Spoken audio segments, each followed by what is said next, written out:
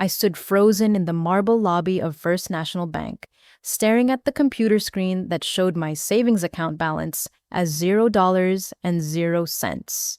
The teller, a middle-aged woman with kind eyes, explained that my parents had used my account as collateral for a massive business loan for my brother Tyler without my knowledge or consent. My hands trembled as she pointed to the authorization documents bearing what looked like my signature but felt foreign in every way. The loan amount glowed accusingly on the monitor, $200,000. My entire future, my dreams of buying my first apartment, my financial independence built through years of careful saving had vanished in an instant. The people I trusted most in this world had stolen everything from me while I slept peacefully believing in their love and protection. The 20-minute drive from the bank to my childhood home felt like traveling through a nightmare where familiar streets became twisted pathways leading to betrayal. I gripped the steering wheel of my Honda Civic so tightly that my knuckles turned white, my mind racing with questions that demanded immediate answers. How could they do this to me? When did they plan this theft? What else had they hidden from me over the years? I burst through the front door of the small ranch house where I grew up, finding my parents sitting at the kitchen table with newspapers spread before them like a shield against the conversation they knew was coming. My mother, Janet, a woman in her late 50s with graying brown hair pulled into a nervous ponytail, looked up with guilty eyes that immediately confirmed my worst fears. My father, Robert, a retired auto mechanic with calloused hands and worried wrinkles, set down his coffee cup with shaking fingers. "Sadie, sweetheart, we need to talk."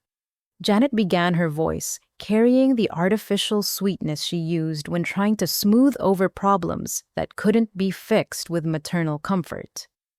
"Talk about what exactly?" I demanded, my voice louder than I intended.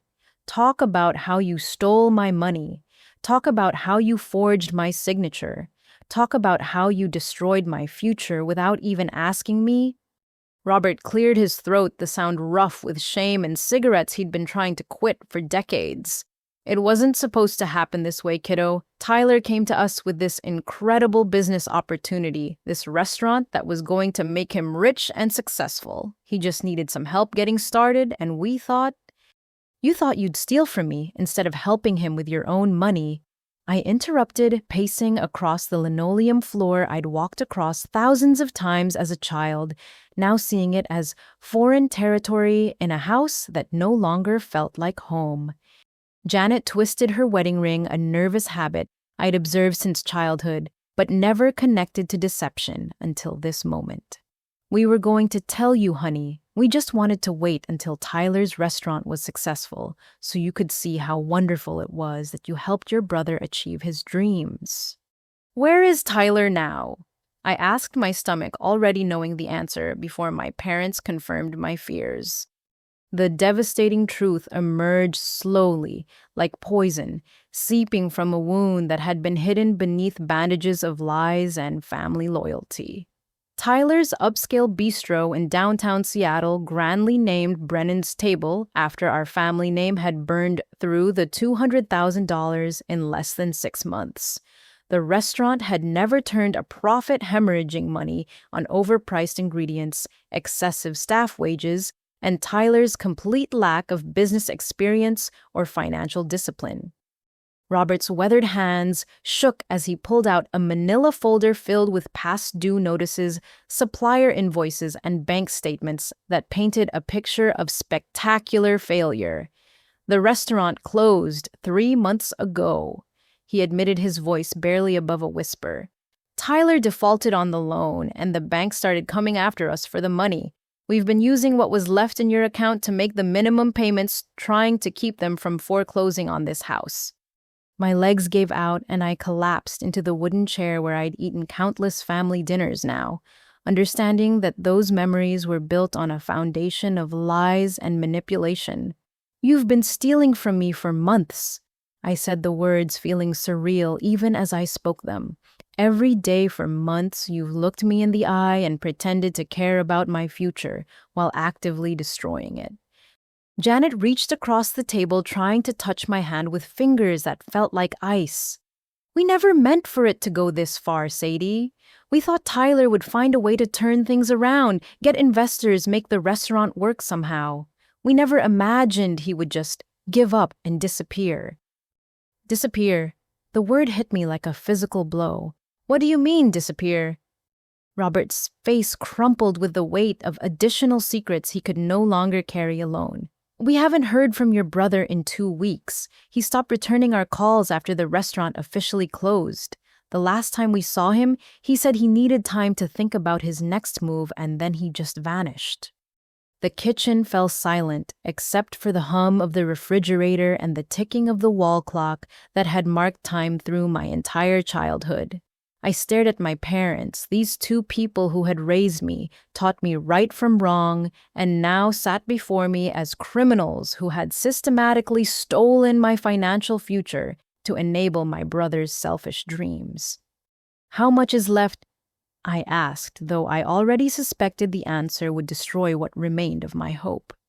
Nothing, Janet whispered, tears streaming down her cheeks. The account is empty, and we still owe the bank $47,000 to keep them from foreclosing on our home. Your home, the house where you grew up, where all our family memories live.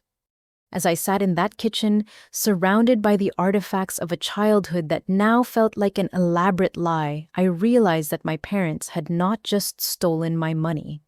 They had stolen my ability to trust, my faith in family bonds, and my belief that the people who claimed to love me would protect rather than exploit that love.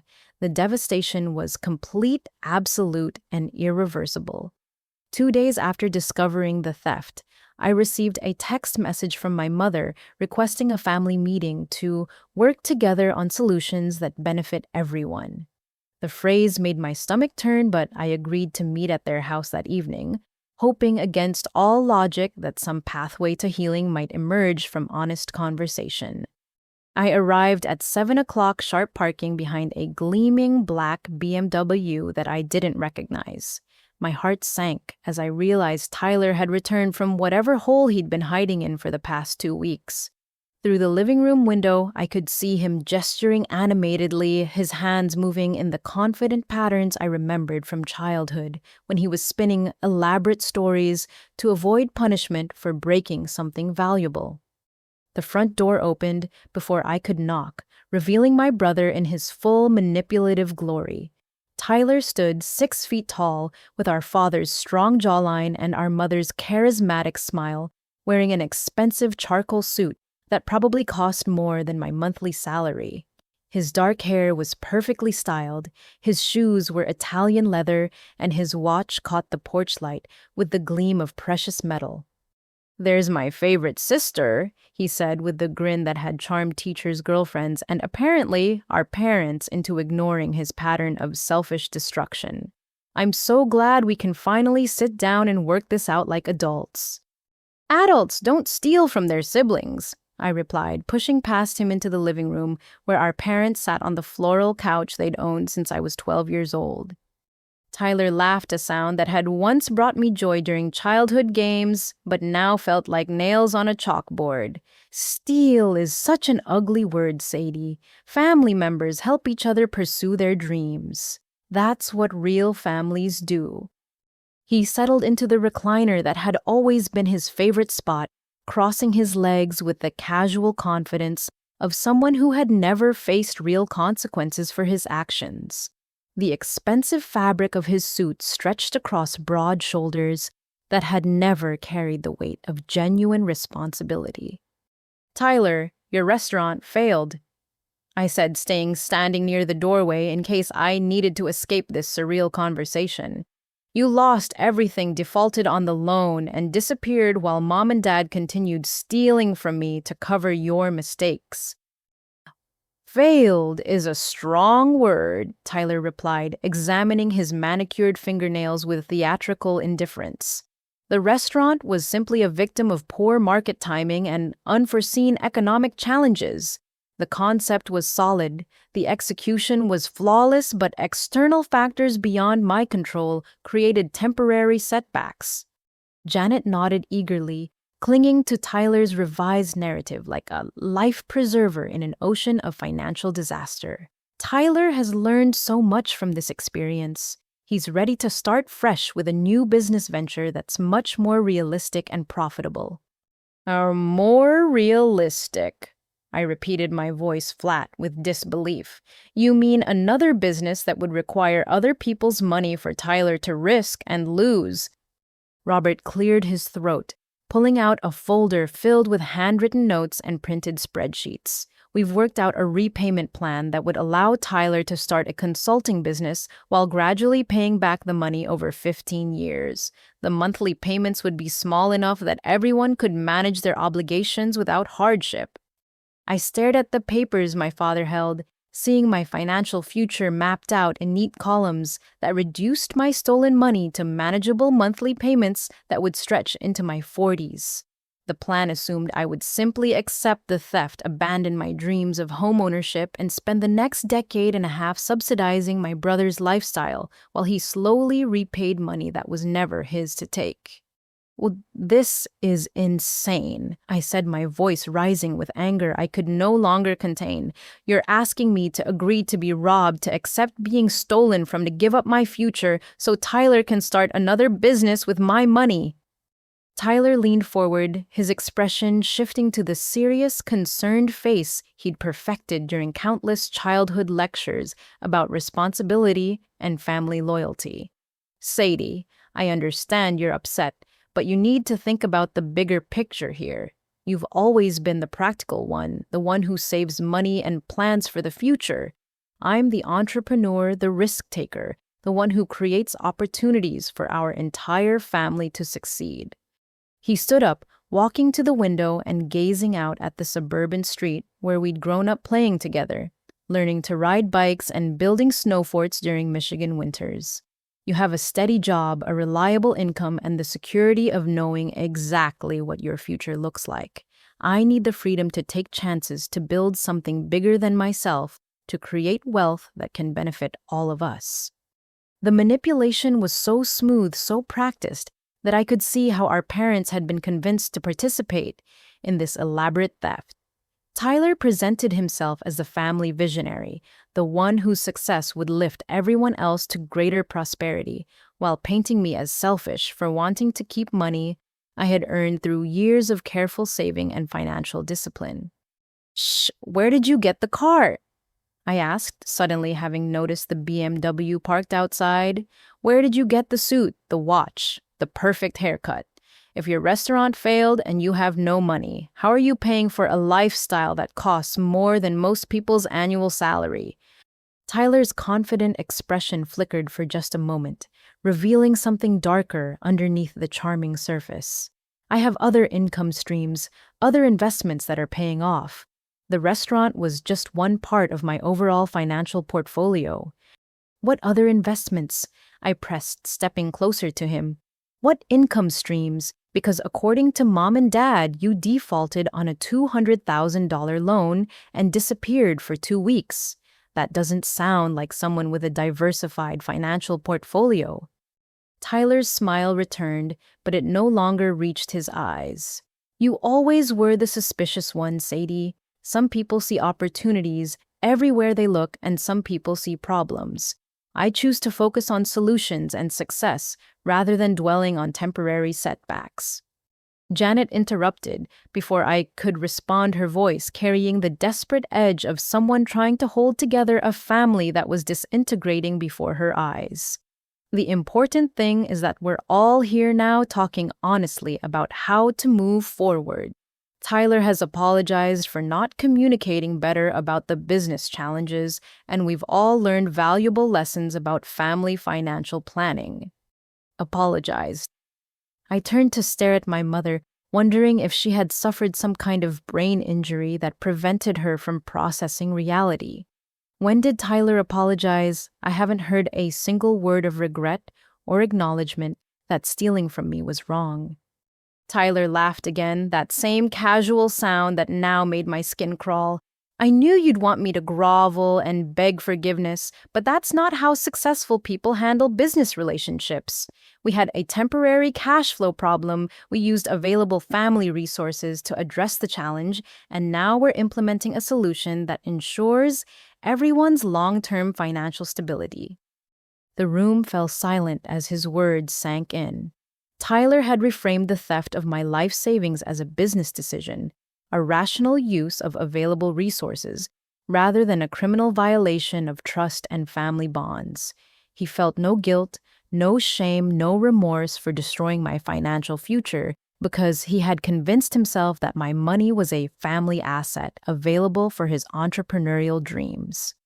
You knew, I said quietly, the realization hitting me like ice water in my veins. You knew they were stealing from me. You didn't just accept help that was offered. You asked them to steal from me. Tyler's mask finally slipped, completely revealing the cold calculation that had been hidden beneath years of charming manipulation. You've always had more money than you needed, Sadie. You live in a tiny apartment, drive an old car, and never spend money on anything interesting or important. I saw an opportunity to put that money to work, to invest it in something that could generate real returns, instead of letting it sit in a savings account earning 2% interest. He walked back to the recliner, settling into it with the satisfied posture of someone who had finally revealed his true nature. Mom and Dad were hesitant at first, but I helped them understand that you would benefit from my success. When the restaurant made me wealthy, I would have repaid your loan with interest and gratitude. The fact that the business encountered temporary challenges doesn't change the fundamental wisdom of the investment strategy. I stared at my brother, this person I had loved and admired throughout my childhood, and realized I was looking at a stranger who had been wearing Tyler's face for years. The brother I remembered had been replaced by a calculating predator who viewed family relationships as business opportunities and saw other people's money as resources available for his personal use. "Get out!" I said, my voice steady despite the rage building in my chest. "Get out of this house. Get out of my life and never contact me again." Tyler stood slowly, brushing invisible lint from his expensive suit. "I'm disappointed in your reaction, Sadie, but I understand that you need time to process the situation and recognize the opportunities we're offering you. When you're ready to discuss this rationally, like adults who care about family success, I'll be available to continue our conversation." He walked toward the door with the unhurried confidence of someone who believed his charm and manipulation would eventually overcome any resistance. At the threshold, he turned back with that same practiced smile that had fooled me for 30 years. "Oh, and Sadie, you might want to talk to Aunt Margaret soon. I've been keeping her informed about the family situation, and she's concerned about your attitude toward helping family members achieve their goals. She's always valued loyalty and generosity over selfishness and greed." The door closed behind him with a soft click that felt like a gunshot in the sudden silence of the living room. I stood staring at the space where my brother had been processing the final devastating revelation that he had been systematically poisoning other family relationships to ensure my isolation and compliance with his theft. My parents sat on their couch, looking like children who had been caught in a lie too big to explain away. The folder of repayment plans lay scattered on the coffee table, its neat columns and reasonable projections now revealed as elaborate justifications for enabling criminal behavior. 15 years, I said quietly, still staring at the closed door. "You expect me to spend 15 years paying for Tyler's mistakes while he drives luxury cars and wears designer suits purchased with my stolen money?" Robert's voice was barely audible. "We thought you'd understand, kiddo. Family is supposed to stick together through difficult times." "No," I replied, turning to face them directly. "Family is supposed to protect each other, not steal from each other. Family is supposed to earn trust, not exploit it. And family members are supposed to face consequences for their actions, instead of being enabled by parents who confuse love with criminal conspiracy." I walked toward the door, knowing that leaving this house would mark the end of my childhood illusions about family loyalty and unconditional love. I'm going to recover my money, and I'm going to make sure Tyler faces consequences for what he's done. If you choose to stand with him instead of doing what's right, then you'll face consequences too. The cool evening air hit my face as I stepped onto the porch where Tyler's BMW had been parked, now gone like its owner, who would undoubtedly continue his pattern of charming manipulation with other victims who hadn't yet learned to see through his practiced deceptions. The law offices of Brennan and Associates occupied the 15th floor of a downtown Seattle high-rise, offering panoramic views of Elliott Bay and the Olympic Mountains beyond. I sat in the elegantly appointed waiting room surrounded by leather-bound legal volumes and oil paintings of distinguished attorneys from decades past, trying to calm my nerves before meeting with Patricia Brennan, the attorney who specialized in financial fraud cases. My hands shook slightly as I reviewed the manila folder containing every document I'd been able to gather over the past week. Bank statements, the forged loan application copies of Tyler's business registration, and detailed notes about every conversation with my family since discovering the theft. The evidence felt overwhelming and insufficient at the same time, like trying to prove a crime that was so audacious people might not believe it had actually happened. "Miss Brennan will see you now," announced the receptionist, a professional woman in her 30s, wearing a navy suit and genuine smile that immediately put me at ease. Patricia Brennan's corner office reflected both success and substance, decorated with law school diplomas, professional awards, and photographs of her family, rather than the ostentatious displays of wealth I'd expected from a high-powered attorney. She appeared to be in her early 40s with silver-streaked auburn hair, pulled back in a practical bun, and intelligent brown eyes that missed nothing as they assessed both me and the documents I placed on her mahogany desk. "Thank you for seeing me on such short notice." I began settling into the comfortable client chair across from her desk. "I know financial fraud cases are complicated, but I'm hoping you can help me understand my legal options." Patricia opened my file and began scanning the documents with the practiced efficiency of someone who had seen every variation of family financial betrayal. "Tell me the story from the beginning, leaving out nothing you think might be irrelevant. In cases like these, the smallest details often provide the most important evidence." I spent the next 30 minutes recounting the entire nightmare, from discovering my empty savings account to Tyler's manipulative performance at the family meeting. Patricia listened without interruption, occasionally making notes on a yellow legal pad, her expression growing more serious as the scope of the theft became clear. "The forged signature on the loan application is clearly criminal," she said when I finished my account. "Identity theft, wire fraud, and conspiracy are federal crimes with significant prison sentences. But I want to examine these documents more carefully before we discuss your options." She pulled a magnifying glass from her desk drawer and studied the loan application with forensic attention to detail. After several minutes, she looked up with an expression I couldn't quite read. "Miss Brennan, I need to ask you some questions about your family's financial history that might seem intrusive, but they're necessary to understand the full scope of what's happened to you." My stomach clenched with a familiar sense of dread. What kind of questions? "Did your grandmother establish any trusts or special accounts for your education or future?" Patricia asked, her pen poised above the legal pad. "Did she leave any inheritance specifically designated for you?" The question hit me like lightning, illuminating a corner of my memory that I'd somehow forgotten during the chaos of the past week. "Yes, my grandmother Margaret set up a trust fund for my college education when I was 10 years old. She died when I was 16, and my parents managed the account until I turned 18. They told me the money had been used for my college expenses and was gone." Patricia set down her pen and leaned back in her chair, her expression now grave with implications I didn't yet understand. "Miss Brennan, I need to run some background checks on your family's financial records. Can you give me your grandmother's full name and the approximate date she established the trust? Margaret Elizabeth Brennan. I replied, a cold feeling spreading through my chest. She set it up in 2003 and she died in 2009. Why are you asking about this?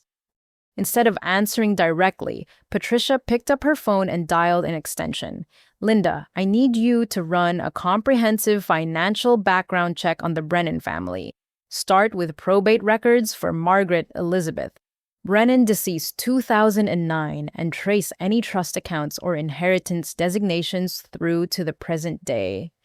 She hung up and turned back to me with the careful expression lawyers use when delivering devastating news.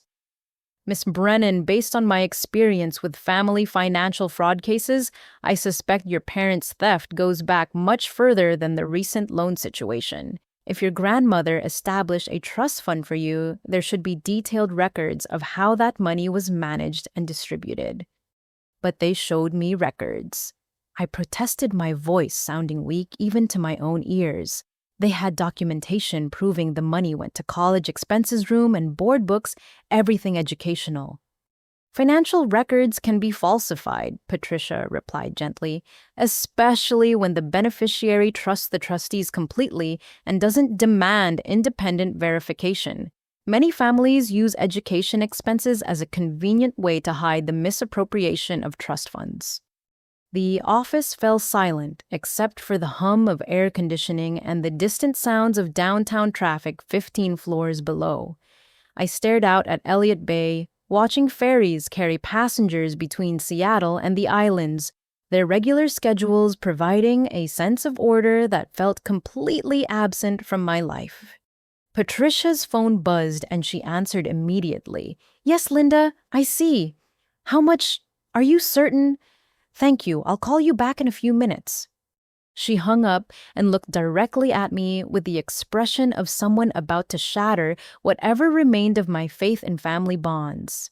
Miss Brennan, I have preliminary information about your grandmother's estate, and I'm afraid the news is worse than either of us anticipated.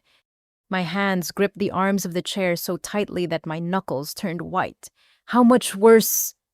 Your grandmother's trust fund contained $250,000 when she died, designated specifically for your education and future financial security.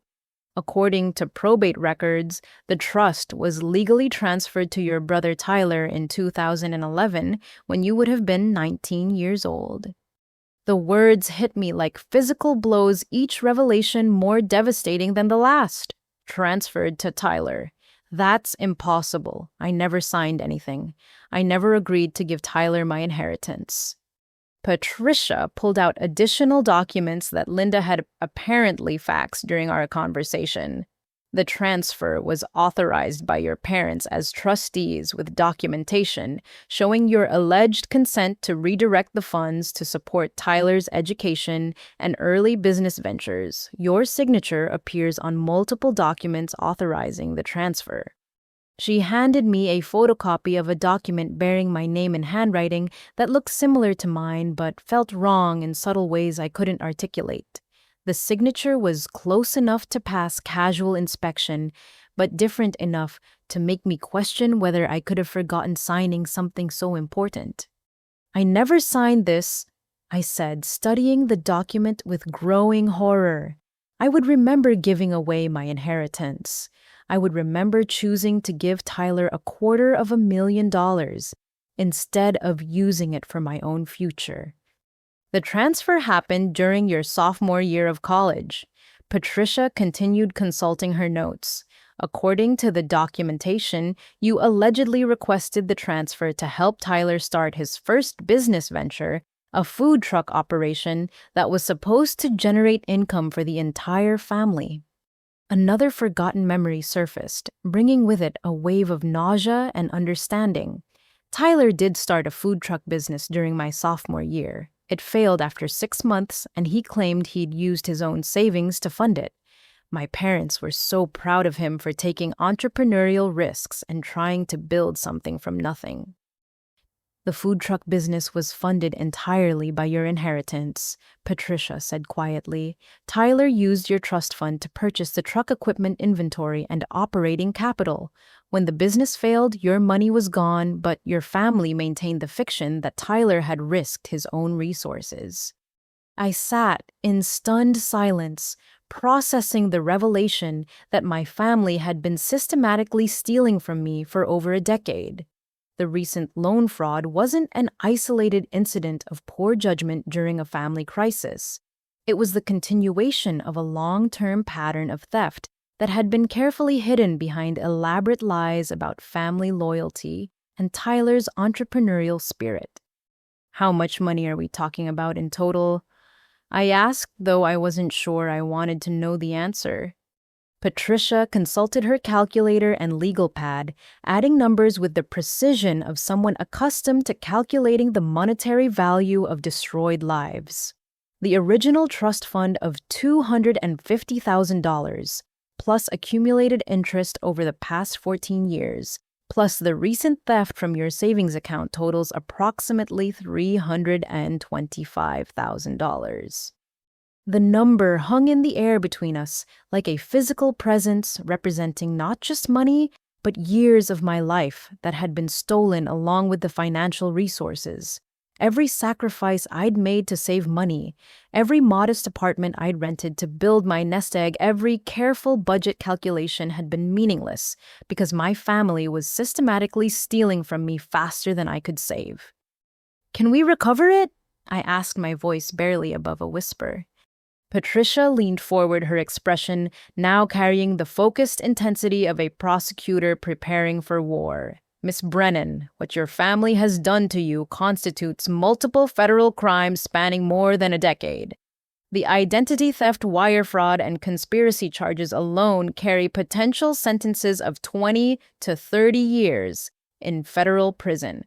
But recovering your money will require pressing criminal charges against your parents and brother, going through extensive legal proceedings, and likely testifying against your own family in federal court." She paused, allowing the weight of that decision to settle in my mind. "I want you to understand that once we begin this process, there's no going back. Your family relationships will be permanently damaged, and your parents could face prison time along with your brother. Are you prepared for that level of consequence?" I stared out at Elliott Bay again, watching the ferries continue their regular routes between familiar destinations, carrying passengers who probably had families they could trust, and homes where they felt safe and loved. For the first time in my life, I envied strangers, whose biggest worry might be missing the 5:30 ferry, rather than discovering their entire family was a criminal enterprise. "They stole my future," I said, finally turning back to face Patricia's understanding eyes. "They stole my ability to trust, my faith in family bonds, and my belief that love means protection rather than exploitation. If I don't hold them accountable, they'll just find other victims, other ways to justify taking what doesn't belong to them." Patricia nodded slowly, making notes on her legal pad. "Then we'll file criminal charges and begin asset recovery proceedings immediately. But Miss Brennan, I want you to be prepared for your family to escalate their manipulation tactics once they realize you're serious about seeking justice. People who commit financial crimes against family members often become desperate and dangerous when their victims fight back. More dangerous than stealing over $300,000 from their own daughter?" I asked. Patricia's expression was grave as she replied, "Much more dangerous. Financial criminals often view their victims' pursuit of justice as betrayal rather than accountability. They may try to turn other family members against you, spread lies about your mental health or character, or even attempt to hide or destroy evidence that could incriminate them." She stood up and walked to the window, gazing out at the city skyline where countless families were probably sitting down to dinner together, sharing their days and planning their futures with mutual trust and respect. Miss Brennan, I've been practicing law for 18 years, and I've seen financial fraud destroy families in ways that go far beyond the theft of money. Are you absolutely certain you're prepared for this battle? I thought about Tyler's expensive suit and casual cruelty, my parents' willingness to steal from me while looking me in the eye every day, and the years of lies that had been presented as love and family loyalty. I'm certain, I replied. Let's get my money back and make sure they face consequences for what they've done. Patricia returned to her desk and began pulling legal documents from various filing cabinets.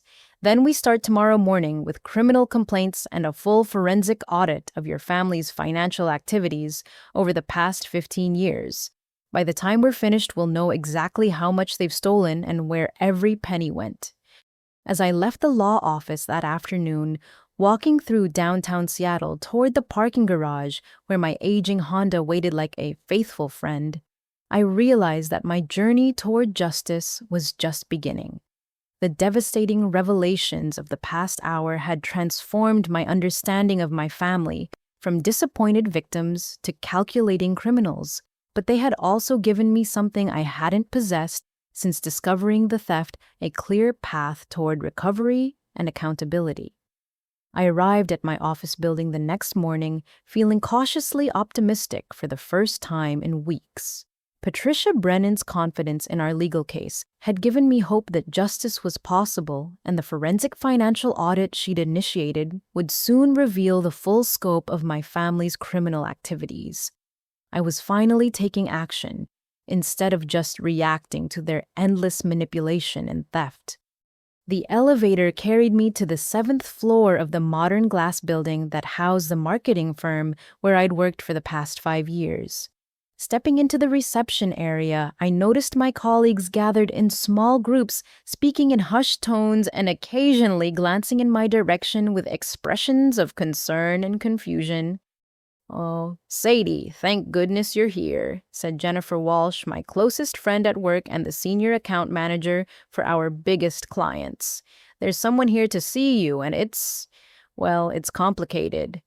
She gestured toward the conference room where I could see a familiar figure pacing back and forth in front of the floor-to-ceiling windows that offered a view of downtown Seattle's busy streets. Tyler stood with his back to the door, wearing another expensive suit, this one navy blue with a subtle pinstripe that probably cost more than my monthly rent. "How long has he been here?" I asked Jennifer, my stomach sinking as I realized Tyler had brought our family conflict into my professional environment. "About 20 minutes, she replied, lowering her voice to avoid being overheard by the other employees who were clearly curious about the drama unfolding in their workplace. "He told the receptionist he was your brother and that there was a family emergency requiring immediate discussion. When she said you weren't in yet, he insisted on waiting and has been making phone calls and talking loudly enough for everyone to hear." I could see through the conference room's glass walls that Tyler was indeed on his phone, gesturing animatedly and speaking with the aggressive confidence he displayed when trying to intimidate someone into submission. Several of my colleagues had obviously overheard portions of his conversation, judging by their worried glances and hushed speculation. "What has he been saying?" I asked, dreading the answer. Jennifer looked uncomfortable as she replied, "He's been talking about family loyalty, financial disagreements, and legal threats. He mentioned something about you making false accusations against family members who were only trying to help you manage your money responsibly." The conference room door opened and Tyler emerged with the practiced smile he used when performing for an audience. He approached with arms outstretched, as if greeting a beloved sister after a long absence, his voice carrying across the open office space with deliberate volume. "Sadie, sweetheart, I'm so glad you're here. We need to discuss this misunderstanding before it damages our family permanently." Every employee in the office was now watching our interactions, some pretending to work, while others made no attempt to hide their curiosity about the family drama playing out in their professional environment. I could feel their eyes assessing Tyler's expensive clothing, confident demeanor, and apparent concern for family unity, contrasting it with my obvious discomfort and growing anger. "Tyler, this is my workplace," I said quietly, hoping to minimize the scene he was obviously determined to create. "Whatever you want to discuss can wait until after business hours." He laughed with theatrical warmth, the sound carrying easily across the silent office where everyone had stopped pretending to work in order to witness this confrontation. "Business hours are exactly when family members should support each other's professional success. I'm here because I care about your reputation and career advancement." Tyler turned to address Jennifer and the other employees who were openly staring at us. "I'm Tyler Brennan, Sadie's brother, and I want you all to know how proud our family is of her professional achievements. She's always been the responsible one, the practical one who thinks carefully before making important decisions." He paused for dramatic effect, ensuring he had everyone's complete attention before delivering his carefully crafted message. "That's why I'm concerned about some recent stress she's been experiencing. Family financial planning can be complicated, especially when emotions get involved in business decisions." I felt my face flush with anger and humiliation as Tyler continued his public manipulation campaign, painting me as an unstable sister who was overreacting to reasonable family financial arrangements. He was using my colleagues as witnesses to his version of our conflict, knowing that their sympathy and support could influence my willingness to continue pursuing legal action. "Said Tyler, leave," I said firmly, no longer caring about maintaining professional decorum in front of my coworkers. "You have no business being here, and you have no right to discuss private family matters in my workplace." His expression shifted to one of concerned disappointment, perfectly calibrated to generate sympathy from observers who didn't know the truth about his criminal activities. "Sadie, I understand you're upset about the loan situation, but threatening to destroy our family with false criminal accusations isn't the solution to temporary financial challenges."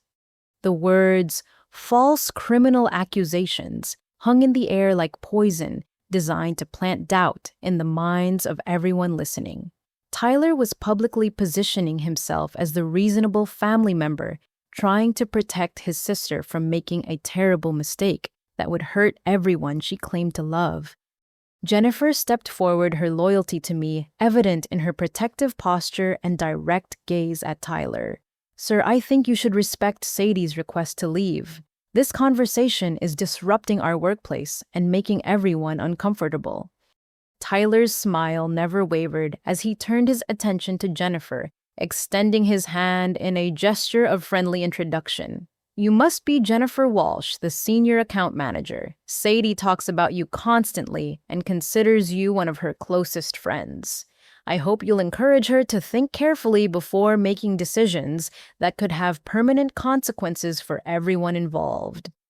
He was gathering information about my professional relationships, obviously planning to use my colleagues as leverage in his campaign to prevent me from pursuing criminal charges. The realization that Tyler was treating my career and friendships as weapons in his war against accountability made my anger crystallize into cold determination. "Jennifer, please call building security," I said, my voice steady despite the rage building in my chest. "Tyler is trespassing and harassing employees during business hours." Tyler's mask slipped slightly, revealing a flash of genuine anger before he recovered his composure. "That won't be necessary, Sadie. I've said what I came to say, and I'm sure everyone here understands the situation clearly now." He turned to face the assembled employees who had witnessed his performance, delivering his final lines with the confidence of someone accustomed to manipulating audiences. "Sometimes family members need help making good decisions, especially when they're under stress and not thinking clearly. I hope you'll all encourage Sadie to prioritize family unity over temporary misunderstandings." Tyler walked toward the elevator with unhurried confidence, pausing at the reception desk to hand the secretary his business card. "If Sadie seems distressed or makes concerning statements about family members, please don't hesitate to call me. Sometimes people experiencing emotional difficulties need extra support from loved ones who understand their history. The elevator doors closed behind him, leaving me standing in an office full of colleagues who had just witnessed Tyler's masterful manipulation performance. I could see confusion and concern in their faces as they processed his implications, that I was emotionally unstable and making false accusations against family members who were only trying to help me. Jennifer approached with the careful expression people use when they're not sure whether someone they care about is having a mental health crisis. "Sadie, are you okay?" That was intense. "Tyler stole over $300,000 from me," I said loudly enough for everyone in the office to hear. "He and my parents forged my signature on loan documents, emptied my savings account, and stole my inheritance from my grandmother. I'm pressing criminal charges and he's trying to intimidate me into dropping the case." The office fell completely silent as my colleagues processed this revelation. I could see them reassessing Tyler's performance, recognizing the manipulation tactics they had just witnessed, and understanding that his concerned brother act had been a carefully orchestrated attempt to undermine my credibility. "Jesus, Sadie," said Mark Thompson, one of the junior associates who had been obviously impressed by Tyler's expensive suit and confident demeanor. "That's not a family disagreement. That's a federal crime." Jennifer put her hand on my arm, her support evident in her protective stance. "What do you need from us? How can we help?" Before I could answer, my phone buzzed with a text message from an unknown number. "Spoke with Aunt Margaret this morning. She's very disappointed in your selfish attitude toward family obligations. Some decisions can't be undone, Sadie. Choose wisely." I showed the message to Jennifer, who read it with growing alarm. "He's threatening you." "He's escalating." I corrected, understanding that Tyler's public performance at my workplace was just the beginning of a larger campaign to isolate me from support systems and pressure me into abandoning my pursuit of justice. He knows I'm serious about recovering my money, so he's trying to destroy my relationships and credibility before the legal case gains momentum. My phone buzzed again with another message. "By the way, Aunt Margaret has revised her will based on recent family developments. Family loyalty matters more than temporary financial misunderstandings. You might want to consider how your choices affect everyone you claim to love." I stared at the message, processing Tyler's revelation that he had poisoned my relationship with our aunt, convincing her to disinherit me in favor of him. Margaret was our only wealthy relative, worth several $1,000,000 from her late husband's successful construction company, and her inheritance had always been a source of future security for both Tyler and me. Jennifer read the second message over my shoulder, her expression shifting from concern to anger. "He's using family members as weapons. This isn't just theft anymore, Sadie. This is systematic, psychological warfare designed to make you surrender." I looked around the office at my colleagues, these people who had just witnessed Tyler's manipulation tactics and understood the stakes of the conflict I was facing. Their support felt solid and genuine in a way that family loyalty had never been based on respect and shared values, rather than blood relations and childhood obligations. "No," I said, deleting both messages without responding. "I'm not surrendering. I'm fighting back, and I'm gonna win." As I walked to my desk to begin another day of pretending my personal life wasn't crumbling around me, I realized that Tyler's escalation had actually strengthened my resolve rather than weakening it.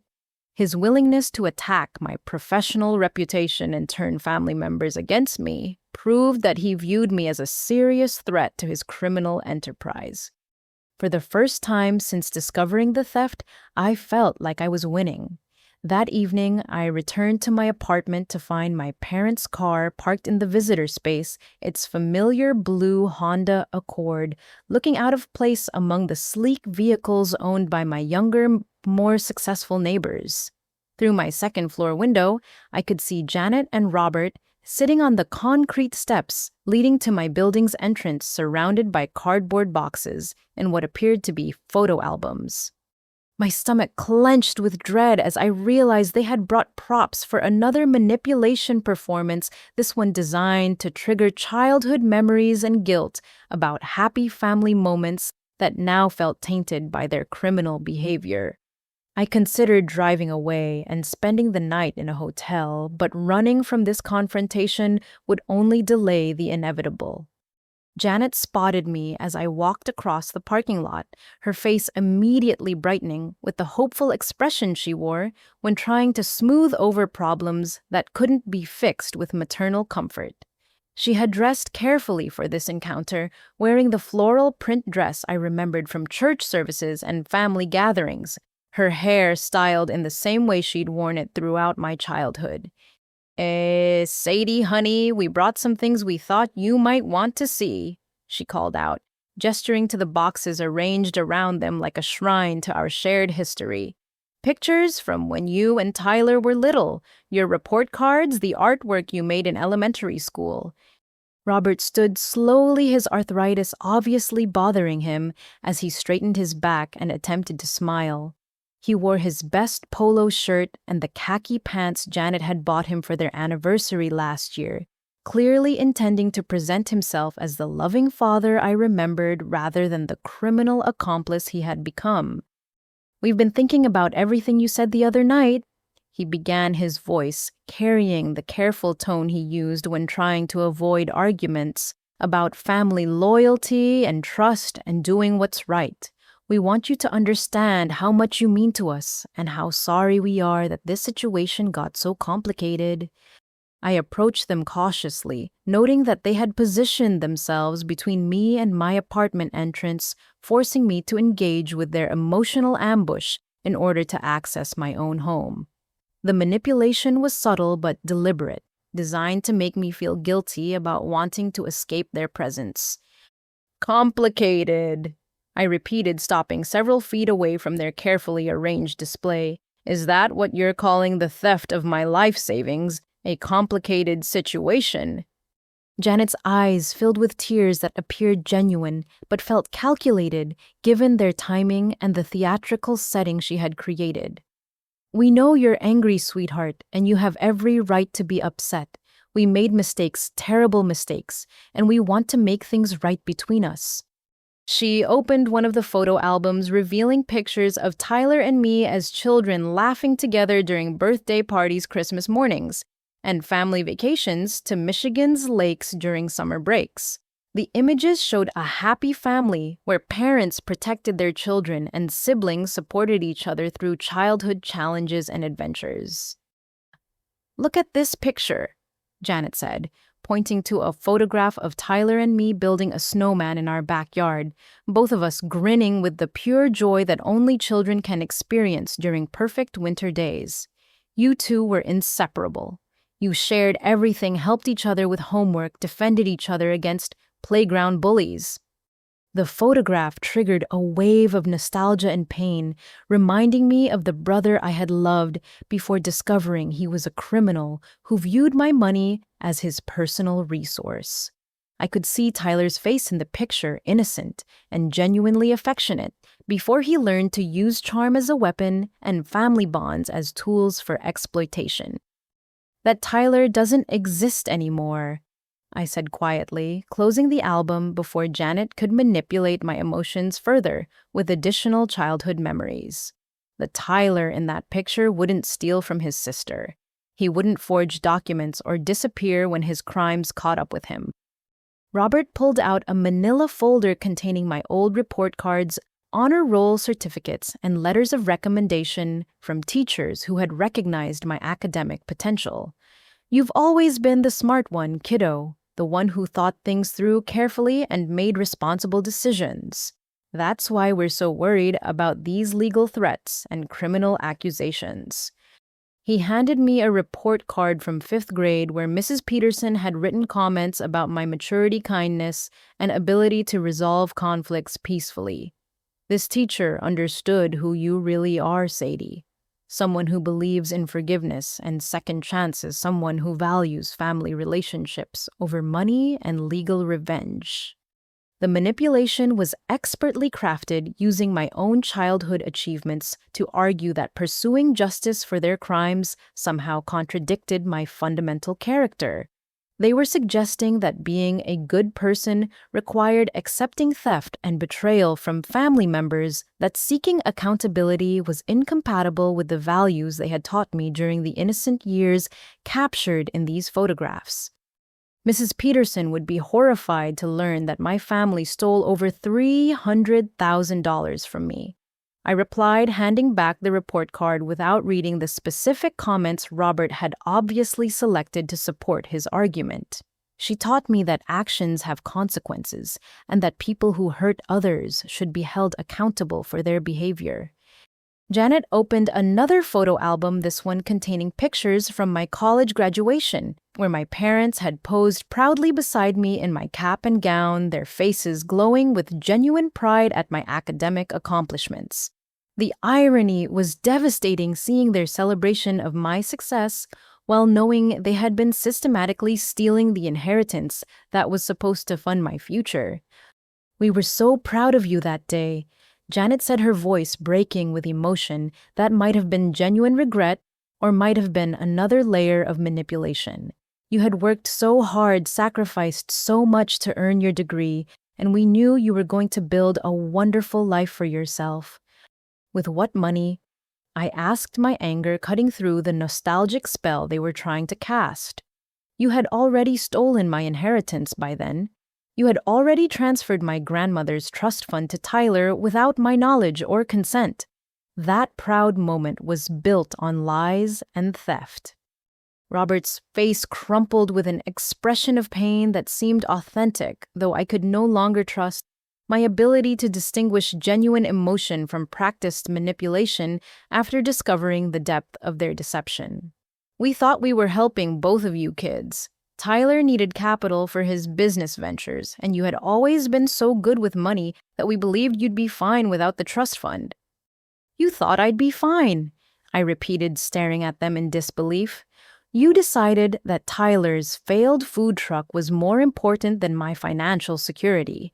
You chose his entrepreneurial dreams over my college fund, my down payment money, my ability to build an independent adult life." Janet reached into another box, pulling out a small wooden jewelry box I recognized from my childhood bedroom. "Your grandmother gave this to you for your 10th birthday, remember? She said it was for keeping your most precious treasures safe." She opened the box, revealing a collection of items I hadn't seen in years.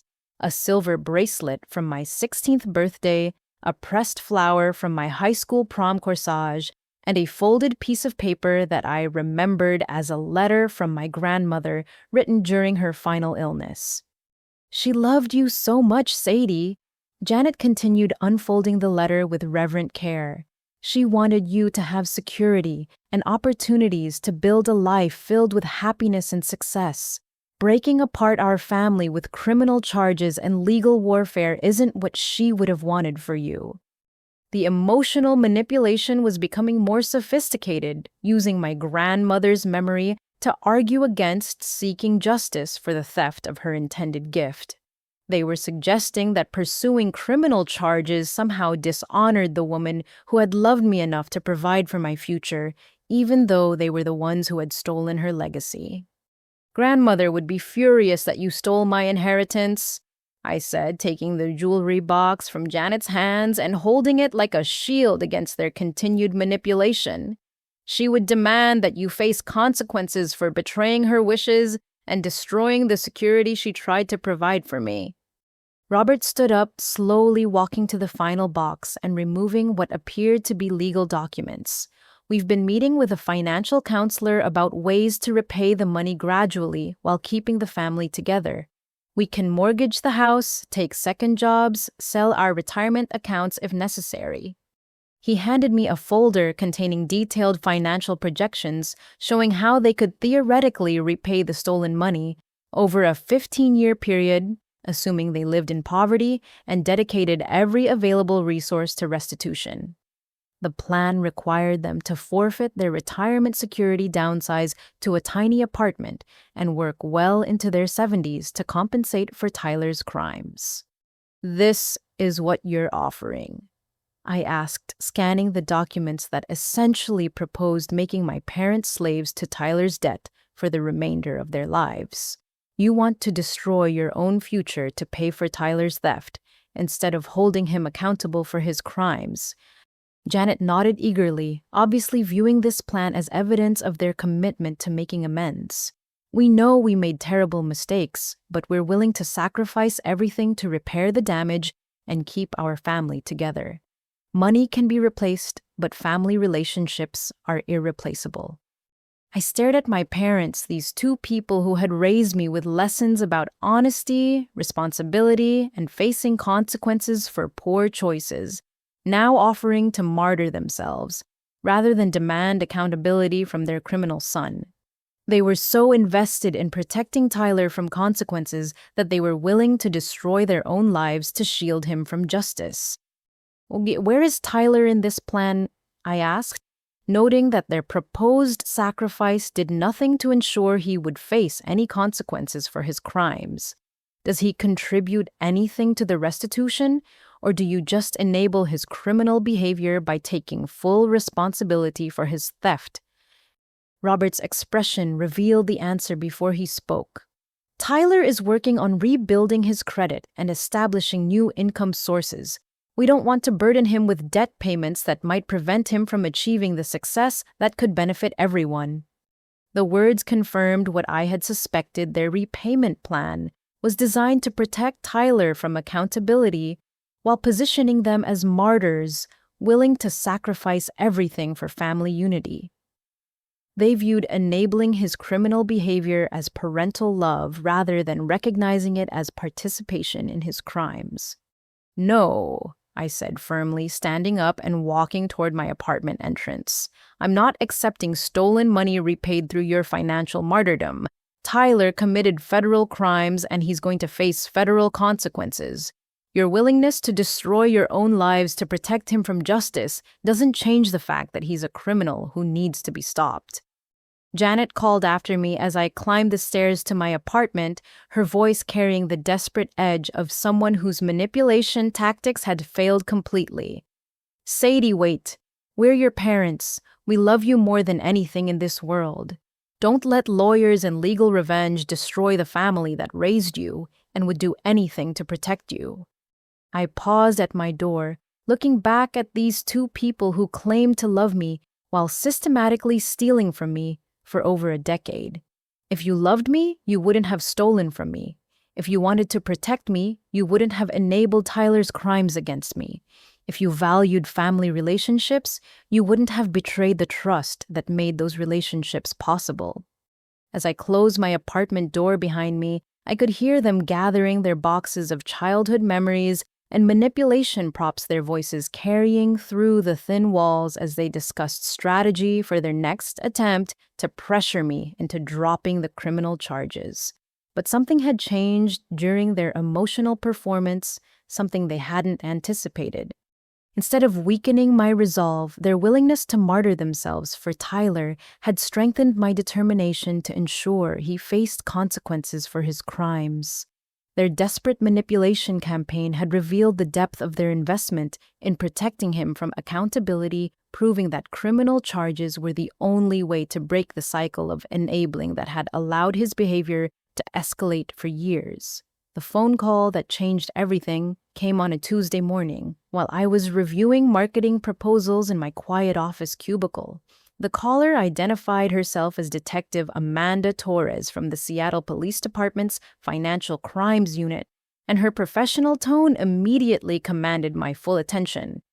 "Miss Brennan, I'm calling regarding the criminal complaint you filed against your family members for identity theft and wire fraud. We've begun investigating your case, and I'd like to schedule a meeting to discuss some developments that extend beyond your specific situation." I glanced around the office to ensure my conversation wouldn't be overheard by colleagues who were still processing Tyler's public manipulation performance from the previous week. "What kind of developments?" The kind that require a face-to-face conversation in a secure environment. Detective Torres replied, "Are you available to meet at police headquarters this afternoon? I think you'll find our discussion very enlightening regarding the scope of criminal activity involving your family members." 2 hours later, I sat across from Detective Torres in an interview room at the downtown police station, surrounded by walls covered with charts, photographs, and financial documents that suggested an investigation far more complex than my individual case. Detective Torres appeared to be in her early 40s with sharp brown eyes that missed nothing and graying hair pulled back in a practical bun that emphasized her no-nonsense approach to law enforcement. "Miss Brennan, your criminal complaint triggered an investigation that has uncovered evidence of a sophisticated financial fraud operation extending far beyond your family situation." She began opening a thick file folder containing dozens of documents. "We've discovered at least 12 other victims who have been defrauded using similar methods, and your brother Tyler appears to be connected to several of these cases." She spread photographs across the table showing various individuals I didn't recognize, along with bank documents, forged signatures, and business registrations that painted a picture of systematic criminal enterprise. These victims range in age from 22 to 35, all young adults with substantial savings accounts who trusted family members or romantic partners to help them with financial planning. My stomach dropped as I realized Tyler's crimes against me weren't isolated incidents of poor judgment, but part of a larger pattern of predatory behavior targeting vulnerable young adults. How many people has he stolen from? We're still investigating, but the preliminary evidence suggests at least 8 direct victims and possibly more who haven't yet discovered the theft. Detective Torres replied, pointing to a chart showing financial transactions spanning multiple bank accounts and business entities. "Your brother has been operating what appears to be a sophisticated investment fraud scheme, using family connections and romantic relationships to gain access to victims' financial information."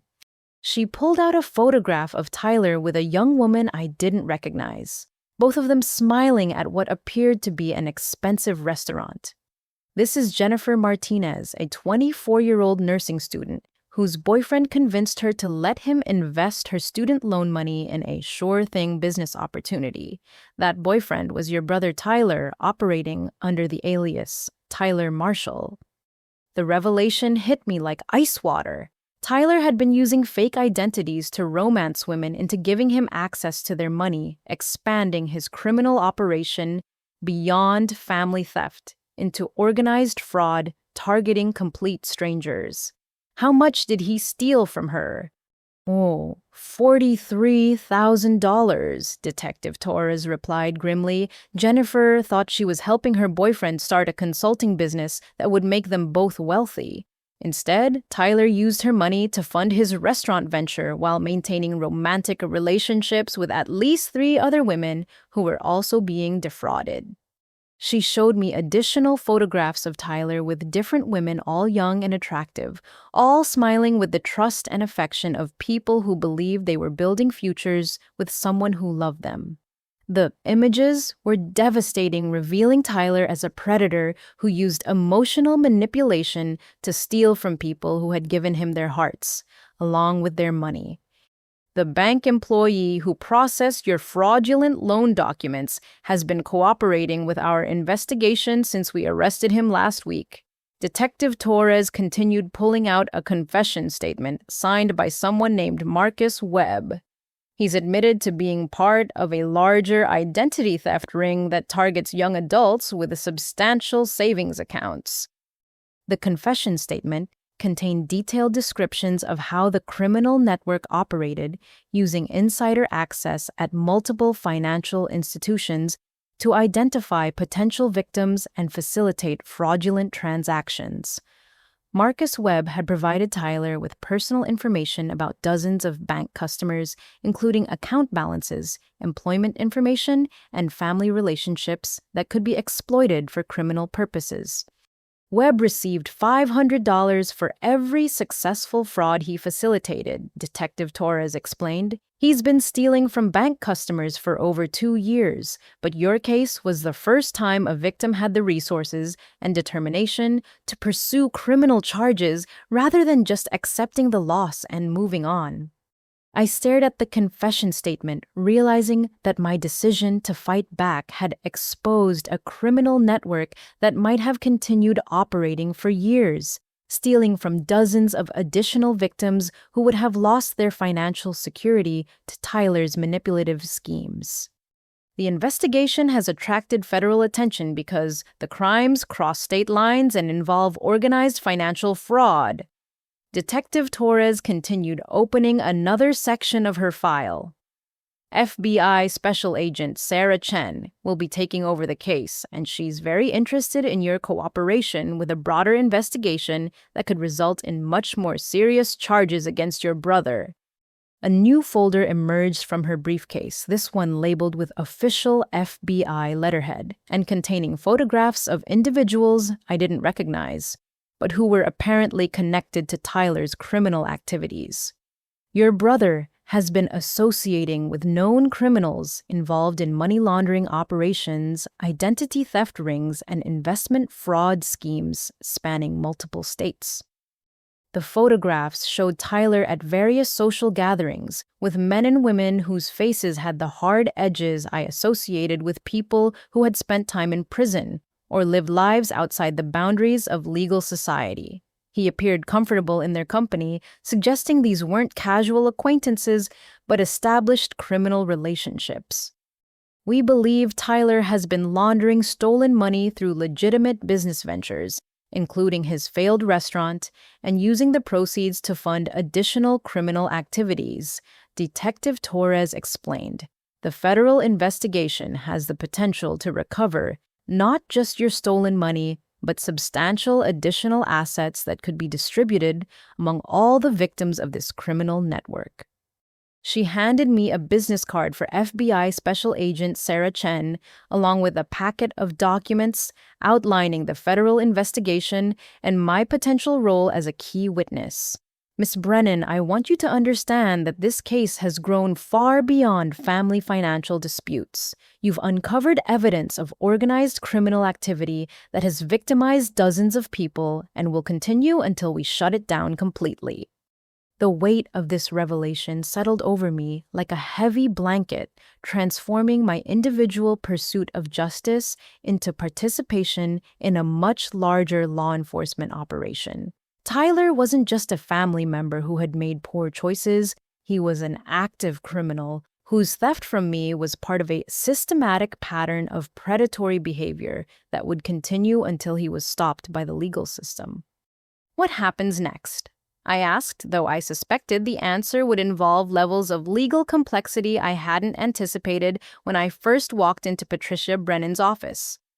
Agent Chen will contact you within 48 hours to schedule a detailed interview about your family's criminal activities, Detective Torres replied, gathering the photographs and documents back into their respective folders. She'll also discuss the possibility of you participating in controlled communications with your family members to gather additional evidence about the scope of their criminal network. The phrase controlled communications made my stomach clench with anxiety about the possibility of wearing recording devices or participating in undercover operations against my own family. You want me to spy on them. We want you to help us understand the full extent of their criminal activities so we can protect other victims and recover stolen assets. Detective Torres replied carefully, Your family members have been stealing from you and others for years, Miss Brennan. They're not going to stop voluntarily, and they're not going to suddenly develop consciences about the damage they've caused. As I left the police station that afternoon, walking through downtown Seattle toward the parking garage where my faithful Honda waited, I realized that my simple desire to recover stolen money had evolved into participation in a complex federal investigation targeting organized criminal activity. Tyler's theft of my savings had been just the tip of an iceberg that included identity theft rings, romantic fraud schemes, and money laundering operations that affected dozens of innocent victims. The revelation was both terrifying and empowering, transforming me from an isolated victim into a key witness in a case that could prevent countless other young adults from experiencing the financial devastation and emotional betrayal I had endured. For the first time since discovering the theft, I felt like I was part of something larger than my individual pursuit of justice. The FBI raid happened on a Thursday morning while I was sitting in the Agent Sarah Chen's office, reviewing the extensive evidence file that detailed Tyler's criminal network. Agent Chen, a sharp-eyed woman in her late 30s with the calm confidence of someone who had seen every variation of financial crime, was explaining the federal charges when her phone buzzed with urgent updates from the field operation. "They're executing the search warrant now," she said, putting her phone on speaker so I could hear the real-time updates from agents searching Tyler's apartment. "We've been watching your brother for 2 weeks, documenting his associations with known criminals and monitoring his financial activities." The voice from the phone crackled with professional excitement as Agent Martinez reported their discoveries. "Agent Chen, you need to see this. We've found computers, financial records, fake identification documents, and evidence of multiple ongoing fraud schemes. This apartment is basically the headquarters of a sophisticated criminal operation." I sat in stunned silence, listening to federal agents catalog evidence that painted Tyler as far more than a family member who had made poor financial decisions. According to their preliminary findings, he had been operating multiple fraud schemes simultaneously targeting victims across several states with the help of associates who specialized in different aspects of financial crime. "We found documentation showing connections to at least 15 victims beyond the ones we already identified," Agent Martinez continued. "Bank account information, personal identification documents, and what appears to be a database of potential targets organized by net worth and vulnerability factors." Agent Chen made notes on her legal pad while maintaining eye contact with me, obviously assessing my emotional state as the scope of Tyler's criminal activities became clear. "Miss Brennan, are you prepared to hear additional details about your brother's criminal network? Some of this information might be disturbing." I nodded, having already accepted that Tyler was far worse than the manipulative brother I'd confronted at the family meeting. The evidence they'd gathered over the past 2 weeks had revealed him as a calculating predator who used charm and family connections to systematically steal from people who trusted him. Agent Chen opened a file containing surveillance photographs of Tyler meeting with various individuals in restaurants' parking lots and hotel lobbies throughout Seattle. "Your brother has been working with a network that includes identity thieves, document forgers, and money launderers who specialize in financial fraud targeting young adults." She pointed to a photograph of Tyler shaking hands with a man I didn't recognize in the parking lot of a downtown hotel.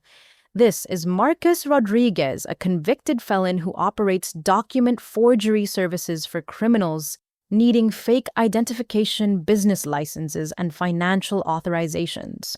He's the one who created the false documents used to steal your inheritance years ago." Another photograph showed Tyler having dinner with an attractive woman whose smile didn't reach her eyes. "This is Catherine Walsh, who operates romantic fraud schemes targeting lonely men with substantial savings accounts. She and Tyler have been collaborating on operations where she develops romantic relationships with victims while he provides the business expertise to steal their money through fake investment opportunities." The clinical way Agent Chen described these criminal partnerships made Tyler's actions seem even more horrifying. He wasn't just someone who had succumbed to temptation or made desperate choices during financial difficulties. He was a career criminal who had built a professional network dedicated to systematically stealing from innocent people. The most disturbing discovery is this: Agent Chen said, pulling out a printed spreadsheet that looked like a business plan for criminal activities. We found detailed records of your brother's operations, including victim profiles, theft amounts, and profit-sharing arrangements with his criminal associates. The spreadsheet contained rows of information about people I'd never heard of, organized with the efficiency of a legitimate business tracking customers and revenue streams. Each row included a name, age, estimated net worth, relationship status, and notes about psychological vulnerabilities that could be exploited for criminal purposes. Your brother has been treating financial fraud like a business venture, Agent Chen explained, running her finger down the columns of victim information. He's documented his methods, tracked his success rates, and analyzed which approaches generate the highest returns with the lowest risk of discovery. I found my own name in the spreadsheet listed under family assets, with notes about my savings habits, employment stability, and emotional attachment to family relationships. The clinical description of my personality traits as exploitable weaknesses made me feel sick, realizing Tyler had been studying me like a predator analyzes prey. Agent Chen's phone buzzed again with updates from the search team. Agent Chen, we found evidence of offshore bank accounts and what appears to be a preparation for international flight. This guy was planning to disappear with the money. She answered immediately, her voice sharp with the urgency of someone who understood that criminals often had escape plans ready for implementation when law enforcement closed in. How much money are we talking about? Preliminary estimates suggest over $800,000 in various accounts, plus luxury items purchased with stolen funds, Agent Martinez replied. Cars, jewelry, electronics, and high-end furniture that appear to have been bought with proceeds from multiple fraud schemes. The number hit me like a physical blow. Tyler had stolen over $800,000 from various victims, transforming other people's financial security into a lifestyle of luxury and criminal success. My $300,000 was just one portion of a much larger criminal enterprise that had destroyed countless lives and futures. We've also found evidence of plans to flee to a non-extradition country. Agent Martinez continued, airline tickets, hotel reservations, and research about countries that don't cooperate with U.S. law enforcement for financial crimes. He was planning to disappear permanently once he accumulated enough stolen money. Agent Chen hung up and turned to me with an expression that mixed professional satisfaction with genuine concern for my emotional state. Miss Brennan, your decision to pursue criminal charges has exposed a sophisticated criminal network that was planning to continue operations indefinitely. Without your complaint, these criminals would have kept stealing from innocent victims for years. I stared at the evidence spread across her desk, trying to process the revelation that my brother had been planning to steal from me and then disappear to a foreign country where he could never be held accountable for his crimes. The theft of my savings hadn't been a desperate act during a financial crisis. It had been part of a calculated plan to accumulate enough stolen money to fund a permanent escape from American law enforcement. The other victims, I asked, my voice barely above a whisper. Do they know what happened to them? Most of them don't even realize they've been victimized yet, Agent Chen replied sadly. Your brother's network specializes in long-term theft schemes that avoid detection until the criminals are ready to disappear with the money. Victims often don't discover the theft until years after it occurred, when it's too late to recover their assets through normal legal channels. She pulled out another file containing photographs of young adults who looked happy and successful, unaware that their financial futures had been stolen by Tyler's criminal network. Jennifer Martinez still believes Tyler loves her and plans to return from his business trip. Michael Chen thinks his investment money is generating profits that will be paid out when the market timing is optimal. Sarah Johnson believes her business partner Tyler is preparing to expand their consulting firm into new markets. Each photograph represented a life that had been secretly destroyed, while the victim continued believing in dreams and relationships that were elaborate criminal deceptions. Tyler and his associates had perfected the art of stealing people's money while maintaining their trust and affection, ensuring the crimes wouldn't be discovered until the criminals were safely beyond the reach of law enforcement. "What happens to them?" I asked, knowing the answer would break my heart. "They'll lose everything just like you did," Agent Chen replied with the matter-of-fact tone of someone who had seen financial crime destroy countless innocent lives. "The difference is that we now have evidence to pursue criminal charges and asset recovery that might help them rebuild their futures." She closed the files and leaned back in her chair, assessing me with the careful attention of someone trying to determine whether I had the emotional strength to continue participating in a complex criminal investigation. "Miss Brennan, I need to ask you a difficult question. Are you prepared to testify against your brother in federal court, knowing that your testimony will help send him to prison for potentially decades?" I thought about the photographs of Tyler's victims, these young adults who trusted him with their hearts and their money while he systematically destroyed their futures. I thought about the spreadsheet where my emotional vulnerabilities had been cataloged as tools for criminal exploitation. I thought about his plan to disappear to a foreign country, leaving behind a trail of financial devastation and broken dreams. "Yes," I said firmly, "I'm ready to make sure he faces consequences for what he's done to all of us." Agent Chen smiled with the satisfaction of someone who had just gained a crucial witness in a case that would protect countless future victims. "Then let's make sure Tyler Martin Brennan never steals from another innocent person again." The news about Tyler's arrest reached my parents before I could warn them, delivered by federal agents executing a search warrant at their house while looking for additional evidence of the criminal network's activities. Agent Chen called me that evening to report that Janet and Robert had been completely shocked by the scope of Tyler's crimes, having believed his story that he was a legitimate businessman facing temporary financial challenges. "Your parents are requesting a meeting with you," Agent Chen said during our phone conversation. "They want to provide information about Tyler's criminal activities, and they claim to have discovered additional evidence that he's been stealing from them as well." I sat in my apartment living room staring out at the Seattle skyline while processing this latest development in a case that seemed to grow more complex and devastating every day. What kind of evidence?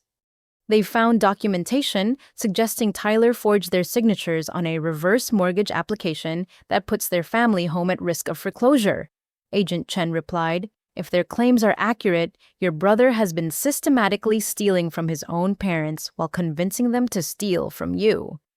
The manipulation was so elaborate and cruel that I struggled to comprehend Tyler's willingness to destroy every family relationship for money he planned to steal permanently by fleeing the country. He had convinced our parents to commit crimes against me while simultaneously committing crimes against them, ensuring that everyone in the family would be damaged by his criminal activities. "They want to meet at the FBI office tomorrow morning," Agent Chen continued. "They're offering full cooperation with the investigation and seem genuinely horrified by what they've learned about Tyler's criminal network." The next morning, I sat in a conference room at the FBI's Seattle office, waiting for my parents to arrive and wondering whether their apparent awakening was genuine remorse or another manipulation tactic designed to minimize their legal exposure. Agent Chen sat beside me reviewing files while we waited for what promised to be an emotionally devastating family reunion. Janet and Robert entered the conference room looking like they had aged years in the few days since Tyler's arrest. Janet's hair was disheveled, her eyes red from crying, and her hands shook as she tried to maintain her composure. Robert appeared to have lost weight, his clothing hanging loosely on a frame that seemed diminished by the weight of understanding what Tyler had done to their family. "Sadie," Janet said quietly, her voice carrying none of the manipulative sweetness I'd grown accustomed to hearing during their previous attempts to pressure me into dropping criminal charges. "We need to tell you what we've discovered about Tyler, and we need to apologize for things that can never be forgiven." They sat across from me at the conference table, looking like defendants awaiting sentencing rather than parents trying to reconcile with their daughter. Robert placed a manila folder on the table with trembling hands, his usual confidence completely absent. After the FBI searched our house, we started going through all our financial records, trying to understand what Tyler had done. Robert began, his voice hoarse with exhaustion and shame. We found documents we'd never seen before, signatures we didn't remember making, and loan applications we never authorized. Agent Chen opened her own file and consulted her notes. Tell your daughter what you discovered about the reverse mortgage on your family home.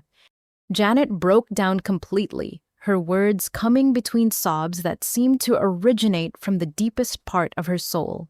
Tyler convinced us to sign papers that we thought were related to helping you with financial planning.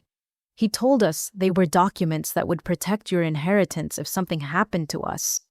She pulled out copies of legal documents that had obviously been reviewed extensively with highlighted sections and handwritten notes in the margins. We trusted him completely. When he brought us papers to sign, we never questioned what they were or why our signatures were needed. Robert took over when Janet became too emotional to continue.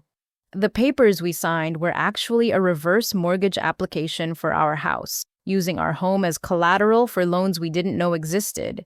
Tyler has been borrowing money against our property for years, and we never knew about it until the FBI investigation revealed the fraudulent documents.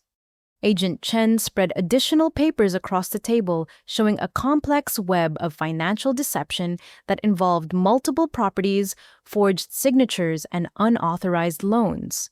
Tyler used your parents' home equity to secure funding for his criminal activities while convincing them they were helping protect your financial interests.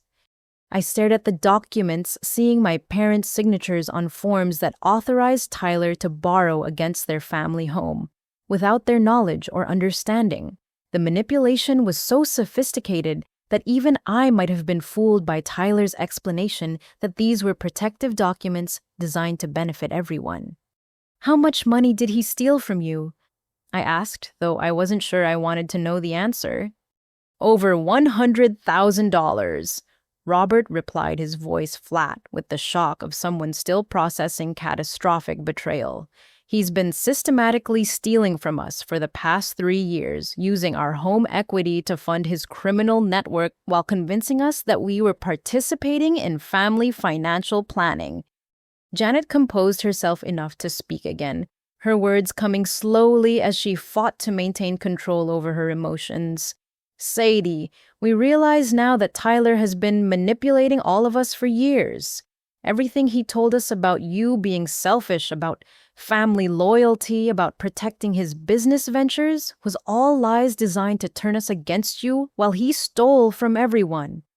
The confession felt surreal, watching my parents acknowledge the extent to which Tyler had manipulated them into participating in crimes against me while simultaneously victimizing them through elaborate financial fraud.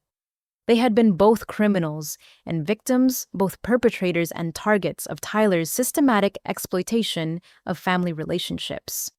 The FBI agent who interviewed us yesterday helped us understand that Tyler is a career criminal who specializes in financial fraud targeting family members. Robert continued consulting notes he'd obviously made during his federal interview.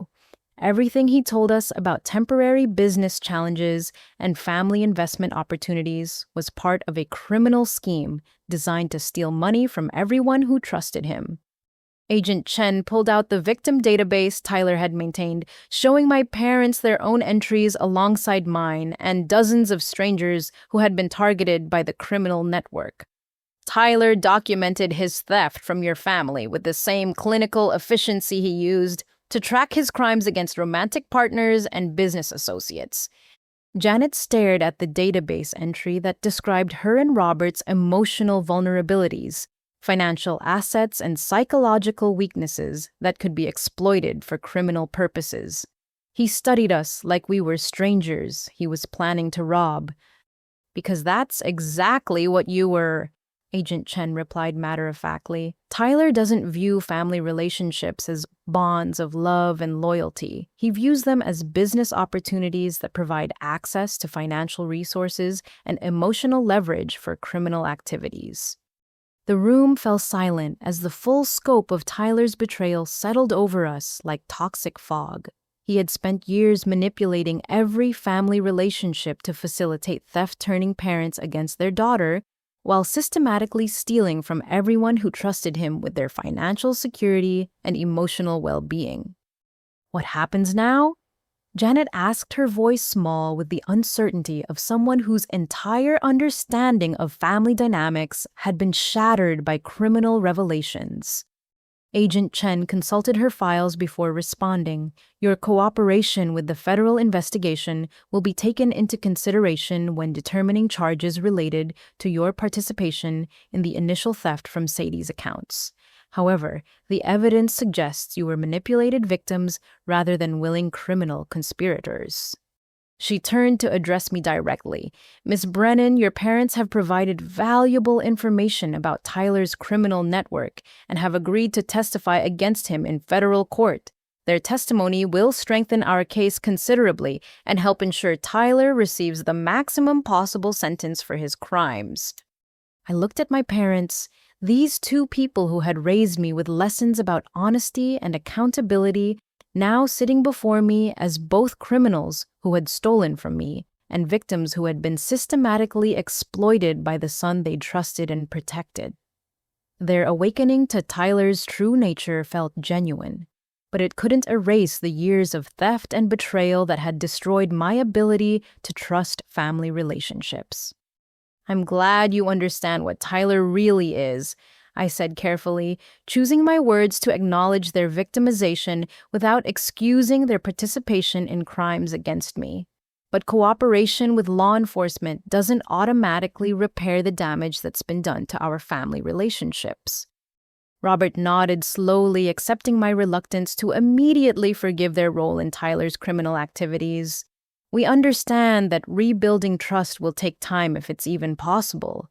We just want you to know that we recognize how wrong we were and how much damage we helped Tyler cause. As the meeting concluded and my parents left to continue their cooperation with federal investigators, I realized that Tyler's arrest had created an opportunity for my family to begin healing from years of systematic manipulation and criminal abuse. Whether that healing would be possible remained uncertain, but for the first time since discovering the theft, my parents understood that Tyler was a criminal who had victimized all of us, rather than a troubled family member who deserved protection from consequences. That evening, as I sat in my apartment reviewing the day's revelations about my parents' victimization and Tyler's elaborate criminal network, I realized it was time to reveal the secret I'd been keeping since the week after discovering the theft of my savings. While everyone assumed I'd been paralyzed by the betrayal and struggling to decide whether to pursue criminal charges, I had actually been working systematically to protect myself and build an ironclad case for prosecution. Agent Chen had scheduled a follow-up meeting for the next morning to discuss my role as a key witness in the federal case, and I knew she would need to understand the full scope of evidence I'd been gathering independently while my family continued their manipulation campaigns. The time had come to reveal that their victim wasn't nearly as vulnerable or unprepared as they'd believed. I opened my laptop and accessed the encrypted folder where I'd been documenting every interaction with my family members since the day I discovered the theft. Using professional-grade recording software and a digital audio recorder concealed in my purse, I'd captured dozens of hours of conversations that revealed Tyler's criminal mindset, my parents' knowledge of the theft, and their coordinated attempts to pressure me into dropping legal action. The recordings included Tyler's admission that he'd known about the theft all along and had actively encouraged our parents to steal from me. They contained my parents' acknowledgement that they'd been systematically draining my accounts for months while lying to my face about Tyler's business activities. Most importantly, they documented Tyler's threats about turning family members against me and his boast about having convinced Aunt Margaret to disinherit me in favor of him. But the recordings were only part of the evidence I'd been gathering. Working with Patricia Brennan and a private investigator, she'd recommended I'd been conducting my own investigation into Tyler's financial activities and business associations. The private investigator, David Morrison, was a former FBI agent who specialized in financial fraud cases and had connections within law enforcement that had proven invaluable in understanding the scope of Tyler's criminal network. Morrison had helped me document Tyler's luxury lifestyle, photographing his expensive car designer clothing and frequent visits to high-end restaurants and hotels that couldn't be funded through legitimate income sources.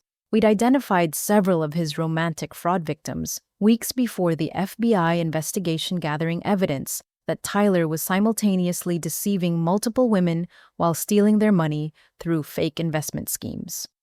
More importantly, I'd been working with financial experts to trace the flow of stolen money through various bank accounts and business entities Tyler had used to launder criminal proceeds.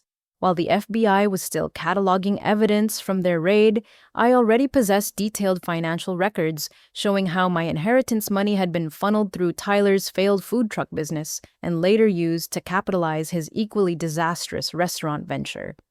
The most crucial element of my preparation had been the strategic protection of my remaining assets. While Tyler and my parents assumed I was financially vulnerable and dependent on recovering the stolen money, I'd actually been building a secure financial foundation that was completely beyond their reach. Working with financial advisors at a different bank, I'd transferred all my remaining funds to protected accounts that couldn't be accessed through identity theft or family manipulation.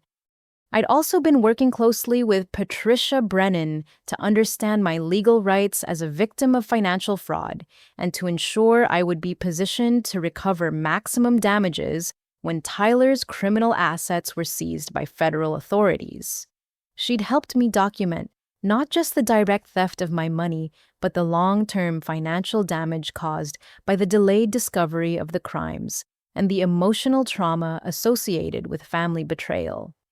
Perhaps most importantly, I'd been secretly collaborating with other victims of Tyler's criminal network, sharing information and coordinating evidence to strengthen the overall case against him.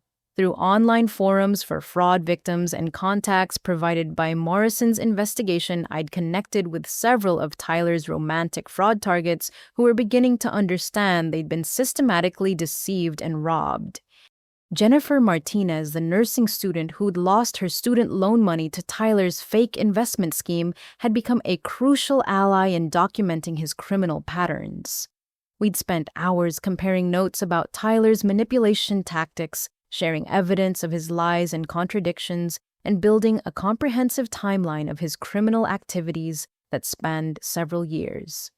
Michael Chen, a software engineer who'd lost $57,000 to one of Tyler's business scams, had provided technical expertise in analyzing digital evidence and financial records that revealed the sophisticated nature of Tyler's criminal operations. Together, we'd uncovered evidence of coordination with other financial criminals and patterns of behavior that suggested Tyler was more than just an opportunistic thief. The collaboration with other victims had been emotionally healing as well as strategically valuable. After months of feeling isolated and questioning my own judgment, connecting with others who'd experienced Tyler's manipulation had validated my understanding of his criminal nature and strengthened my resolve to ensure he faced appropriate consequences. As I prepared for my meeting with Agent Chen, I compiled all of this evidence into organized files that would demonstrate the thoroughness of my preparation and the strength of our case against Tyler's criminal network. The FBI investigation had been moving quickly, but my independent evidence gathering had been ongoing for weeks and contained details that would significantly strengthen their prosecution. I'd also prepared documentation showing that Tyler's criminal activities extended beyond financial fraud into areas that might interest federal prosecutors, building a comprehensive case. Morrison's investigation had uncovered evidence of Tyler's associations with known criminals involved in identity theft rings, money laundering operations, and business fraud schemes that crossed state lines. Most satisfying was the evidence I'd gathered about Tyler's plans to flee the country with stolen money. While the FBI had discovered his escape preparations during their raid, I'd been tracking his research into non-extradition countries and his communications with international travel services for several weeks. This advanced knowledge had allowed law enforcement to monitor his movements and ensure he couldn't disappear before being arrested. The secret preparation had given me something beyond just evidence for prosecution. It had given me back my sense of agency and control over a situation where I'd initially felt helpless and victimized. While Tyler and my parents had been trying to manipulate me into accepting the theft and protecting their criminal activities, I'd been systematically building a case that would ensure justice and recovery. As I organized the files for Agent Chen, I realized that my apparent vulnerability had been a strategic advantage that allowed Tyler to continue revealing the scope of his criminal activities while I documented everything for law enforcement. His arrogance and confidence in his manipulation abilities had led him to provide evidence of his own crimes while believing he was successfully pressuring me into submission.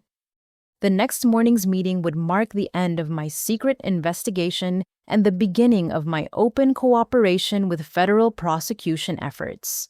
Tyler's criminal network was about to discover that their victim had been far more prepared and resourceful than they'd ever imagined, and that their manipulation tactics had actually helped build the case that would destroy them.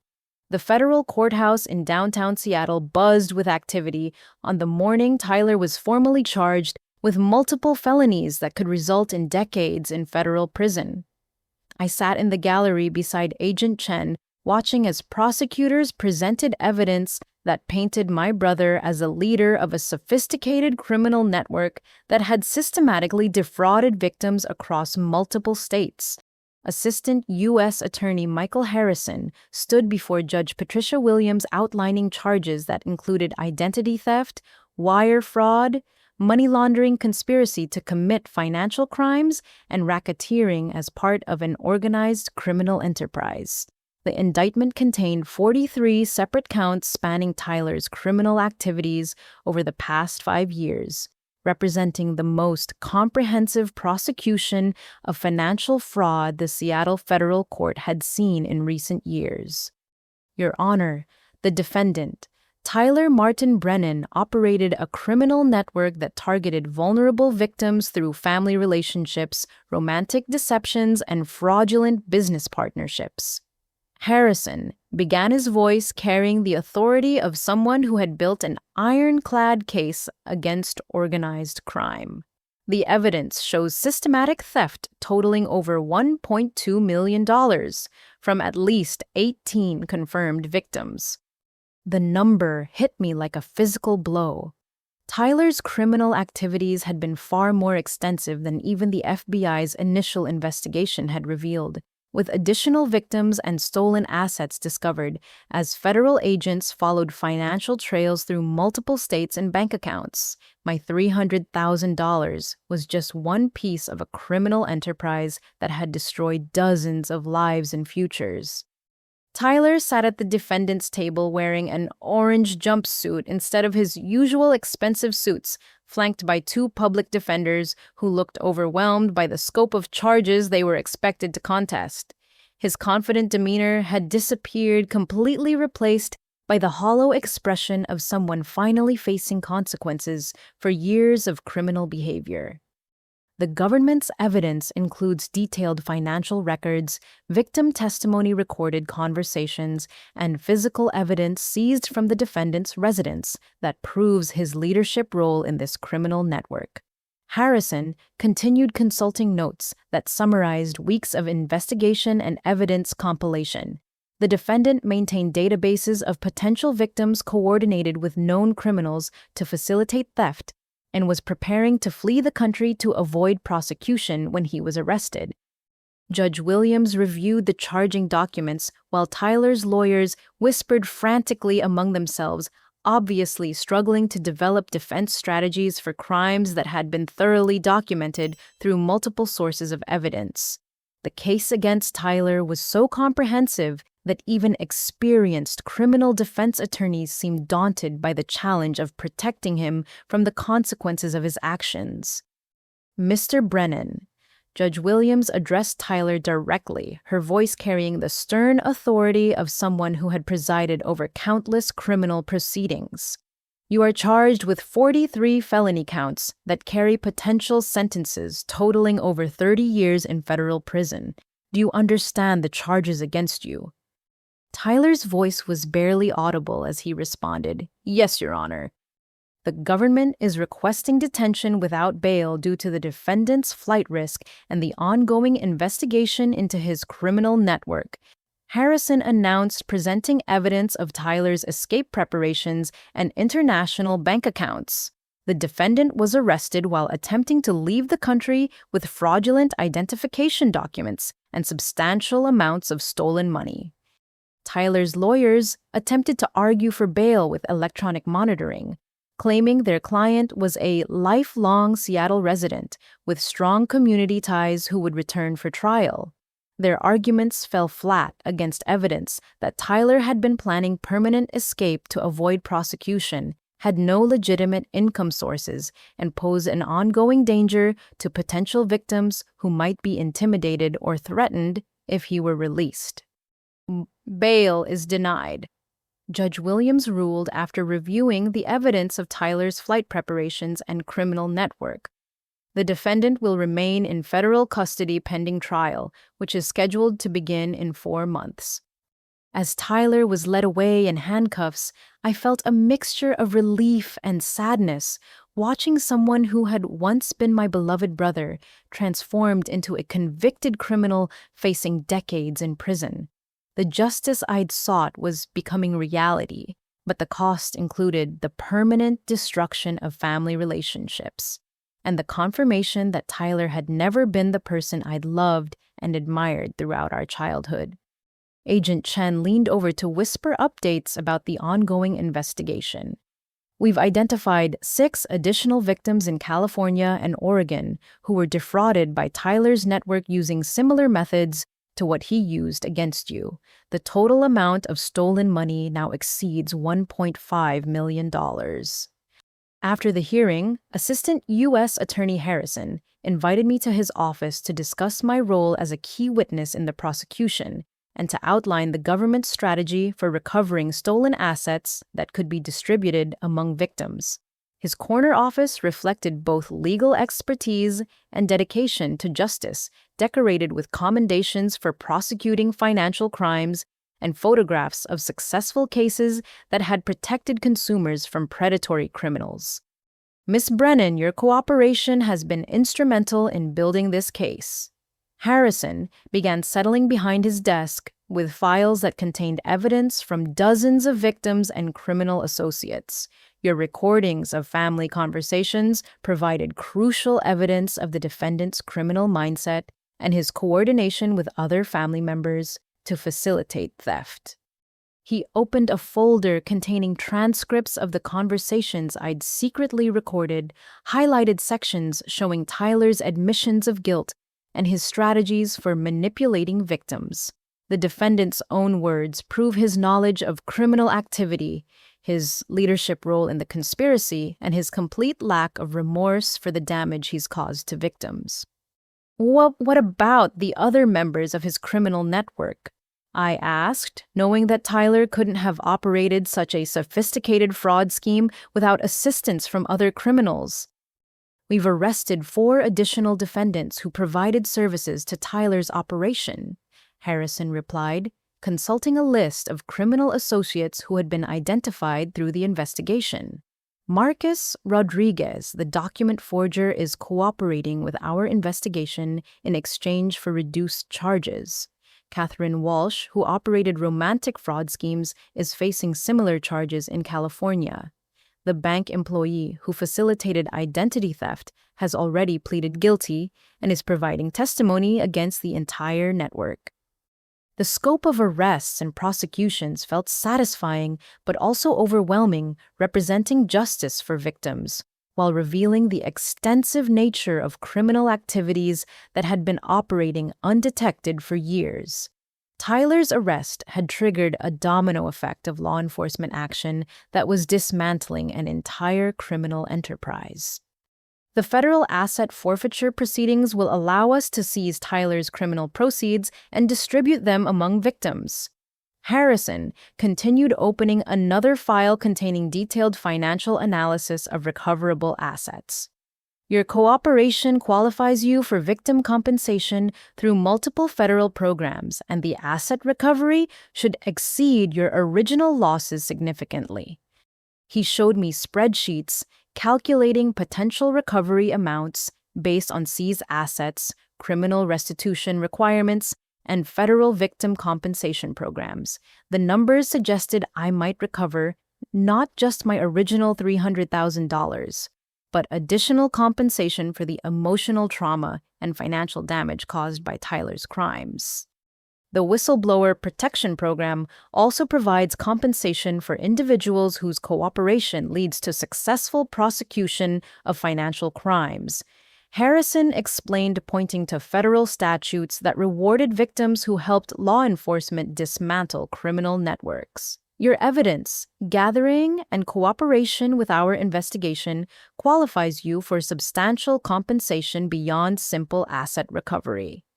The prospect of receiving more money than Tyler had stolen felt surreal but appropriate given the years of deception and the extensive effort required to seek justice through the legal system. The additional compensation would help rebuild my financial security while ensuring I was better off than I would have been if Tyler had never committed crimes against me. What about my parents? I asked, knowing their cooperation had been valuable but uncertain about their legal exposure for participating in the initial theft. Your parents will face misdemeanor charges related to their participation in the identity theft, but their cooperation and status as manipulation victims will result in probated sentences with community service requirements. Harrison replied, they've provided crucial testimony about Tyler's manipulation tactics and have agreed to participate in victim advocacy programs to help other families recognize financial fraud. The resolution felt appropriate, holding my parents accountable for their criminal participation while recognizing they had been manipulated victims rather than willing conspirators in Tyler's criminal enterprise. Their punishment would include requirements to help other families avoid similar victimization, turning their painful experience into protection for future victims. The trial will likely result in guilty verdicts on most charges given the strength of our evidence. Harrison concluded closing the files with the satisfaction of a prosecutor confident in his case.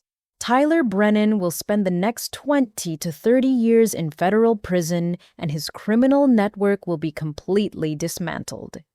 As I left the federal courthouse that afternoon, walking through downtown Seattle toward my car, I realized that my pursuit of justice had evolved into something much larger than recovering stolen money. The federal prosecution would protect countless future victims from Tyler's criminal network, while ensuring that financial predators faced appropriate consequences for their crimes. The legal system was working exactly as it should, holding criminals accountable while compensating victims and deterring future crimes through substantial punishment.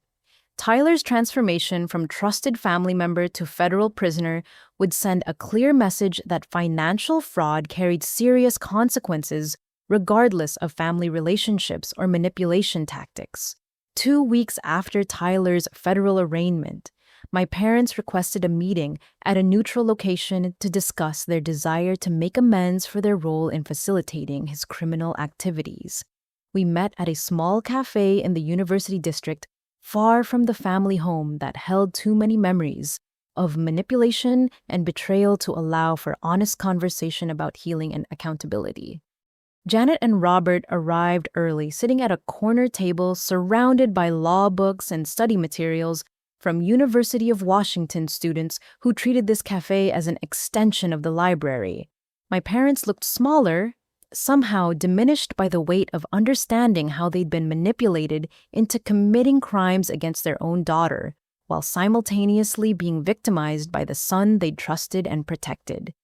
"Sadie, thank you for agreeing to meet with us." Janet began, her voice carrying none of the artificial sweetness I'd grown accustomed to during their previous manipulation campaigns. "We know we have no right to expect forgiveness, but we need you to understand how deeply we regret our actions and how committed we are to making things right." Robert placed a manila folder on the small table between us, his hands shaking slightly as he opened documents that represented their plan to take responsibility for their participation in Tyler's crimes. "We've been working with our attorney to develop a comprehensive restitution plan that goes beyond what the federal prosecutors are requiring." The folder contained detailed financial projections showing how they plan to liquidate their retirement accounts, downsize their living situation, and dedicate every available resource to repaying money they'd helped Tyler steal from me. The plan was thorough and devastating, essentially requiring them to forfeit their financial security for the remainder of their lives to compensate for their criminal participation. "We're putting the house up for sale," Janet added, her voice breaking as she described losing the family home, where we'd all built memories during happier times when family loyalty meant protection rather than exploitation. "After we pay off the reverse mortgage Tyler fraudulently obtained, there should be enough equity to contribute significantly to your restitution." I studied their proposed sacrifice, seeing the mathematical precision with which they'd calculated the destruction of their own future to address the damage they'd helped Tyler cause. The plan would leave them living in a tiny apartment, working well into their 70s and surviving on minimal resources while Tyler served his federal sentence in relative comfort. "This is what you're offering?" I asked, reviewing spreadsheets that showed them choosing poverty over allowing Tyler to face full financial responsibility for his crimes. "You want to destroy your own lives to protect Tyler from the complete consequences of his criminal behavior." Robert's expression revealed the painful logic behind their proposal. "Tyler is going to prison for decades, Sadie. He'll lose the best years of his life, and when he gets out, he'll have no resources to rebuild or contribute to society. We're old enough that we can make sacrifices to help repair the damage without losing as much future potential." The explanation confirmed what I'd suspected about their psychological relationship with Tyler's criminal behavior. Even after discovering the extent of his manipulation and theft, they still viewed him as a victim who deserved protection rather than a criminal who should face full accountability for his choices. "Well, where is Tyler in this plan?" I asked, noting that their proposed martyrdom did nothing to ensure their son would learn from his criminal behavior or face appropriate consequences for destroying multiple families. "Does he contribute anything to the restitution, or do you just absorb all the financial responsibility for his crimes?" Janet's silence answered my question before she spoke. "Tyler's attorney advised against voluntary restitution while his appeal is pending. Any financial contributions could be interpreted as admission of guilt that might complicate his defense strategy." The words revealed that Tyler was still manipulating our parents from his federal jail cell, convincing them to sacrifice everything for his benefit, while he focused on avoiding responsibility for his crimes. His willingness to let our parents destroy their retirement security, rather than accepting accountability for his criminal behavior, showed that incarceration hadn't changed his fundamental selfishness. "He's still manipulating you," I said quietly, watching their faces process this observation. "Even from prison, even after you've discovered the extent of his criminal network, even after you've seen the evidence that he studied your psychological weaknesses to facilitate theft, he's still convincing you to sacrifice yourselves to protect him from consequences." Robert's face crumpled as he recognized the truth in my assessment. "We raised him, Sadie. Whatever mistakes he's made, whatever crimes he's committed, we played a role in creating the person who could betray his own family for money. We need to take responsibility for our failures as parents." The self-blame was heartbreaking, but also revealed their continued misunderstanding of Tyler's criminal nature. They viewed his systematic financial fraud as a parenting failure rather than recognizing him as an adult who had chosen criminal behavior despite being raised with lessons about honesty, accountability, and respecting other people's rights. Tyler is a career criminal who operated a sophisticated fraud network that victimized strangers as well as family members. I replied, pulling out my phone to show them some of the evidence Agent Chen had shared about Tyler's romantic fraud victims. This isn't a parenting failure. This is an adult who chose to build a criminal enterprise based on exploiting trust and emotional manipulation. I showed them photographs of Jennifer Martinez, Michael Chen, and other young adults who had trusted Tyler with their hearts and their money, while he systematically destroyed their financial futures. These people aren't your responsibility. Their victimization isn't the result of your parenting mistakes. Tyler chose to prey on innocent people because criminal behavior was profitable and he believed he could escape consequences. Janet stared at the photographs, seeing for the first time the faces of strangers who had suffered the same betrayal we'd experienced as Tyler's family. I didn't realize there were so many other victims. The FBI has identified over 20 victims across multiple states. I continued sharing information that placed Tyler's crimes against our family in the broader context of systematic predatory behavior. Tyler wasn't just someone who made poor choices during financial difficulties. He was running a criminal business that required planning coordination with other criminals and complete disregard for the lives he was destroying. The revelation seemed to shift something in my parents' understanding of their son and their role in his criminal activities. Instead of viewing themselves as failed parents who needed to sacrifice everything to compensate for their mistakes, they began to recognize that they had also been victims of Tyler's sophisticated manipulation. The federal prosecutors told us you've been working with elder abuse specialists. Robert said consulting notes he'd made during his interviews with law enforcement. They said Tyler's manipulation of us fits patterns of financial abuse that target older adults with adult children who exploit family relationships. Agent Chen had indeed connected my parents with specialists who worked with elderly victims of financial fraud, helping them to understand that their victimization by Tyler was part of a recognized pattern of criminal behavior rather than evidence of personal weakness or parenting failures. Tyler studied our psychological vulnerabilities the same way he studied his romantic fraud victims. I explained sharing some of the evidence from Tyler's victim database that had cataloged our family's emotional weaknesses. He used his knowledge of our family dynamics to manipulate us into committing crimes against each other while he stole from everyone. Janet pulled out a tissue, wiping away tears that seemed to come from a deeper understanding of how systematically Tyler had betrayed every family relationship. We thought we were protecting him and helping you at the same time. We never realized he was using our love for both of you as a weapon against us.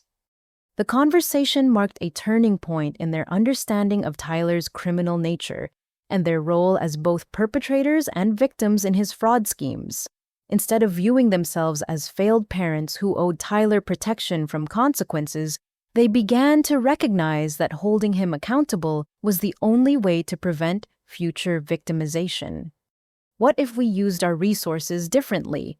Robert asked, his voice tentative as he considered alternatives to financial martyrdom. What if instead of liquidating everything to protect Tyler from restitution requirements, we focused on helping other families recognize and avoid financial fraud? The suggestion represented a fundamental shift from enabling Tyler's criminal behavior to actively working against the kind of predatory conduct that had destroyed our family relationships. Instead of sacrificing themselves to minimize Tyler's consequences, they could use their experience to protect other families from similar victimization. The federal prosecutors mentioned victim advocacy programs that need volunteers who understand family financial fraud. I replied, encouraging their movement toward constructive rather than self-destructive responses to Tyler's crimes. Your experience with manipulation and family financial abuse could help other parents recognize warning signs and avoid becoming victims or unwilling accomplices.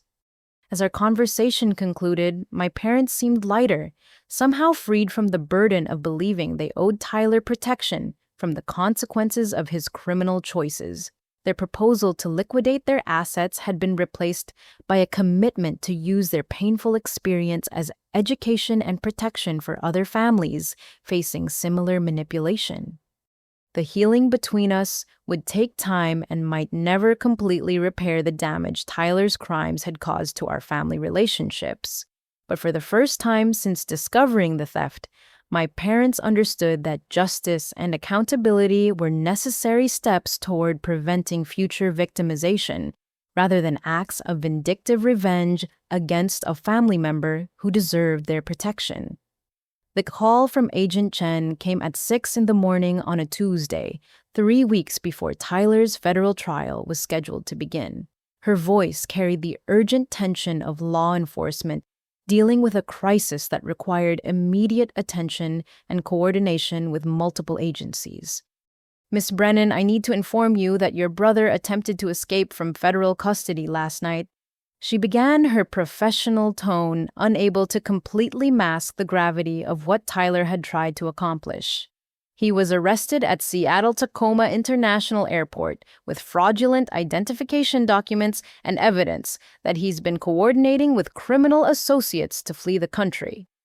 I sat up in bed, immediately alert as I processed the implications of Tyler's escape attempt. How did he get out of federal detention? He didn't escape from the facility itself, Agent Chen clarified, consulting notes that had obviously been compiled during an overnight investigation. Tyler was being transferred to a different detention center when the transport vehicle was involved in what appeared to be a minor traffic accident. During the confusion that followed, Tyler managed to disappear from the scene. The escape had been carefully planned rather than opportunistic, suggesting that Tyler's criminal associates had been working to free him from custody while maintaining communication through channels that had avoided law enforcement detection. The sophistication of the operation indicated that Tyler's criminal network was larger and more organized than even the federal investigation had revealed. We believe Tyler had inside assistance from someone familiar with federal transport procedures. Agent Chen continued, her voice carrying the frustration of discovering that Tyler's criminal connections extended into areas they hadn't anticipated. The timing and location of the staged accident suggest coordination with individuals who understood law enforcement protocols. Tyler had been free for approximately 8 hours before being arrested at the airport carrying a falsified passport, identifying him as Michael Robertson, a Canadian citizen traveling to Mexico City with connections to countries that didn't extradite criminal suspects to the United States. The escape plan had been designed to get him beyond the reach of American law enforcement permanently. The most concerning discovery is what we found in Tyler's possession when he was arrested, Agent Chen said, consulting additional notes that apparently contained information she was reluctant to share. He had detailed information about other victims and criminal associates that suggests he was planning to continue his fraud operations from international locations. The briefcase Tyler carried during his escape attempt contained victim databases, criminal contact information, and business plans for expanded fraud operations that would target American citizens while operating from countries with limited law enforcement cooperation. His escape wasn't just an attempt to avoid punishment. It was preparation for escalating his criminal activities on an international scale. We also found evidence that Tyler has been stealing from his own criminal associates. Agent Chen continued, revealing another layer of betrayal that put Tyler in danger from multiple directions. He's been embezzling money from the criminal network's shared operations, keeping funds that were supposed to be distributed among his partners in crime. The revelation explained why Tyler's criminal associates might have been willing to risk helping him escape from federal custody. They weren't just assisting a partner in avoiding prosecution. They were trying to recover money Tyler had stolen from them while building his individual criminal enterprise. "How much money are we talking about?" I asked, though I suspected the answer would reveal Tyler's betrayal of criminal partners as well as innocent victims. Preliminary estimates suggest Tyler embezzled over $200,000 from operations that were supposed to benefit the entire criminal network. Agent Chen replied, consulting financial analysis that had been conducted overnight. His partners believed they were sharing profits from joint criminal ventures, but Tyler was secretly keeping a much larger percentage for himself. The systematic theft from criminal associates revealed Tyler's character more clearly than his crimes against family members or romantic partners. He was willing to betray anyone who trusted him, including people who were actively helping him commit crimes against innocent victims. There was no relationship, no matter how mutually beneficial or explicitly criminal, that Tyler wouldn't exploit for personal gain. The criminal associates who helped Tyler escape are now facing federal charges for interfering with law enforcement and assisting a fugitive. Agent Chen explained, outlining the legal consequences for people who had discovered too late that Tyler couldn't be trusted even by other criminals. Their cooperation with our investigation has provided additional evidence about Tyler's criminal network and his plans for international operations. Marcus Rodriguez, the document forger who had been cooperating with federal investigators, had revealed Tyler's escape plan to law enforcement in exchange for protection from criminal associates who blamed him for Tyler's arrests. Rodriguez's information had allowed federal agents to track Tyler's movements and intercept him before he could leave American jurisdiction. Tyler's arrest at the airport has actually strengthened our case considerably. Agent Chen continued, her tone shifting from concern to professional satisfaction. His escape attempt demonstrates consciousness of guilt. His fraudulent travel documents prove additional crimes, and his embezzlement from criminal partners provides testimony from criminals who have no incentive to protect him. The failed escape had transformed Tyler from a defendant facing serious charges into a fugitive who had committed additional federal crimes while demonstrating complete disregard for legal authority. Federal prosecutors would use his escape attempt to argue for maximum sentences on all charges, presenting him as an ongoing danger to society who would continue criminal activities if not permanently incapacitated through lengthy imprisonment. "What happens to the trial schedule?" I asked, knowing that Tyler's additional crimes would complicate prosecution planning. "The trial has been moved up by 2 weeks," Agent Chen replied, consulting scheduling information that reflected the urgency prosecutors now felt about resolving Tyler's case. Federal prosecutors want to conclude the proceedings quickly before Tyler's criminal associates attempt additional rescue operations or intimidation of witnesses. The acceleration of legal proceedings felt appropriate, given Tyler's demonstrated willingness to flee justice and continue criminal activities. Keeping him in federal custody indefinitely while slowly working through legal processes would provide ongoing opportunities for escape attempts or witness intimidation that could compromise the entire case. Miss Brennan, I need to ask whether you feel safe continuing your cooperation with our investigation," Agent Chen said, addressing concerns about potential retaliation from Tyler's criminal associates, who might view me as responsible for dismantling their operations. Tyler's criminal network includes individuals with histories of violence, and your testimony is crucial to ensuring convictions on the most serious charges. The question forced me to consider risks I hadn't previously acknowledged about pursuing justice against organized criminal activity. Tyler's associates weren't just white-collar criminals who used manipulation and fraud to steal money. They were people who might use intimidation or violence to protect their criminal enterprises from law enforcement prosecution. I'm not backing down, I replied, understanding that withdrawing my cooperation would allow Tyler and his associates to escape appropriate consequences while continuing to victimize innocent people. Tyler's escape attempt proves he has no intention of accepting accountability or stopping his criminal behavior. The only way to protect future victims is to ensure he spends decades in federal prison. Agent Chen's relief was evident in her voice as she responded. We'll provide additional security measures during the trial and continue monitoring Tyler's associates for any indication of planned retaliation against witnesses. Your courage in pursuing justice is protecting countless potential victims from financial fraud and identity theft. As I prepared for work that morning, I reflected on Tyler's transformation from trusted family member to federal fugitive who was dangerous to both innocent victims and criminal associates. His escape attempt had revealed the true scope of his criminal nature, showing that he viewed legal authority, family relationships, and even criminal partnerships as obstacles to be overcome rather than bonds that deserved respect or loyalty. The failed escape had also strengthened my resolve to see justice completed, regardless of personal risks or family consequences.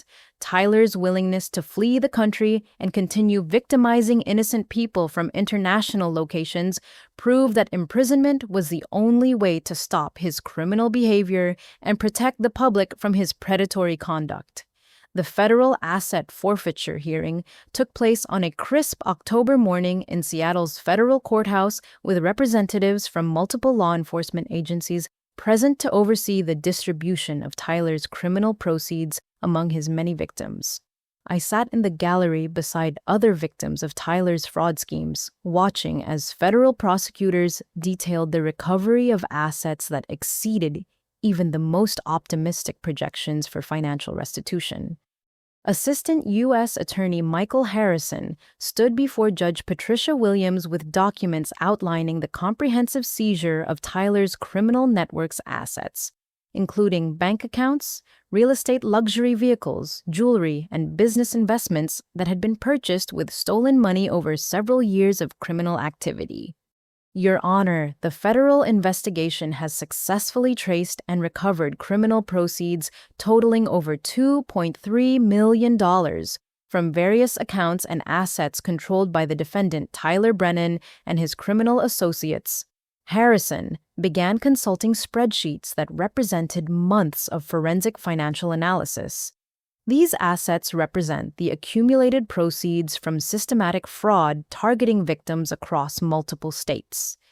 The number was significantly higher than anyone had anticipated, reflecting the discovery of additional victims and criminal activities that had come to light as federal investigators followed financial trails through offshore accounts, shell companies, and complex money laundering operations. Tyler's criminal enterprise had been far more profitable and extensive than even the FBI's initial investigation had revealed. The seized assets include the defendant's luxury vehicles, jewelry, electronics, and real estate investments, as well as funds recovered from accounts belonging to his criminal associates who participated in the fraud conspiracy. Harrison continued outlining the comprehensive nature of the asset recovery operation. Additionally, the investigation has recovered funds from the corrupt bank employee who facilitated identity theft and from romantic fraud operations that targeted victims in California and Oregon. Judge Williams reviewed the asset inventory while Tyler sat at the defendant's table in his orange jumpsuit, watching the systematic dismantling of the criminal empire he had spent years building through manipulation and theft. His expensive lifestyle and criminal success were being transformed into restitution for the victims whose lives he had destroyed in pursuit of easy money. Miss Brennan, Judge Williams addressed me directly, consulting documents that outlined my role as the primary victim whose cooperation had initiated the investigation that exposed Tyler's entire criminal network. As the victim whose complaint initiated this investigation, you are entitled to priority consideration in the asset distribution process. Harrison approached the witness stand where I sat, carrying documents that calculated my total recovery based on direct theft, accumulated interest, emotional damages, and compensation for cooperating with the federal investigation. Your original losses totaled $325,000, including your stolen inheritance and savings account. The asset recovery and victim compensation programs will provide you with $437,000. The number represented complete recovery of everything Tyler had stolen from me, plus substantial additional compensation for the trauma and effort involved in seeking justice through the legal system. More importantly, it demonstrated that cooperation with law enforcement had resulted in better outcomes than simply accepting the theft and trying to rebuild my financial future independently. The additional compensation reflects your qualification for federal whistleblower rewards, victim advocacy program benefits, and your proportional share of assets recovered from Tyler's criminal associates. Harrison explained, detailing the various federal programs that provided financial incentives for victims who helped law enforcement dismantle organized criminal activities. But the asset recovery extended beyond my individual case to provide restitution for all of Tyler's confirmed victims, transforming their financial devastation into recovery and compensation that would allow them to rebuild their lives and futures. Jennifer Martinez would receive full recovery of her student loan money, plus additional compensation for educational disruption. Michael Chen would recover his software development savings, plus damages for delayed career opportunities. The corrupt bank employees' seized assets will provide an additional pool for victim compensation. Harrison continued outlining the recovery of money stolen through the identity theft ring that had facilitated Tyler's crimes. Marcus Webb's criminal proceeds total over $600,000, which will be distributed proportionally among all victims of the bank fraud conspiracy. The comprehensive asset recovery meant that Tyler's victims would receive more money than they had originally lost, transforming their criminal victimization into financial improvement that provided security against future fraud attempts. The federal programs were designed to ensure that cooperation with law enforcement resulted in better outcomes than simply accepting criminal losses and moving on. Your parents will also receive compensation for their victimization by Tyler's manipulation. Harrison added, addressing the complex situation of family members who had been both victims and unwilling participants in Tyler's criminal schemes. Their cooperation with the investigation and their status as elder abuse victims qualifies them for financial assistance to repair the damage caused by the fraudulent reverse mortgage. The recovery of my parents' home equity would allow them to maintain their retirement security while contributing to victim restitution through community service rather than financial martyrdom.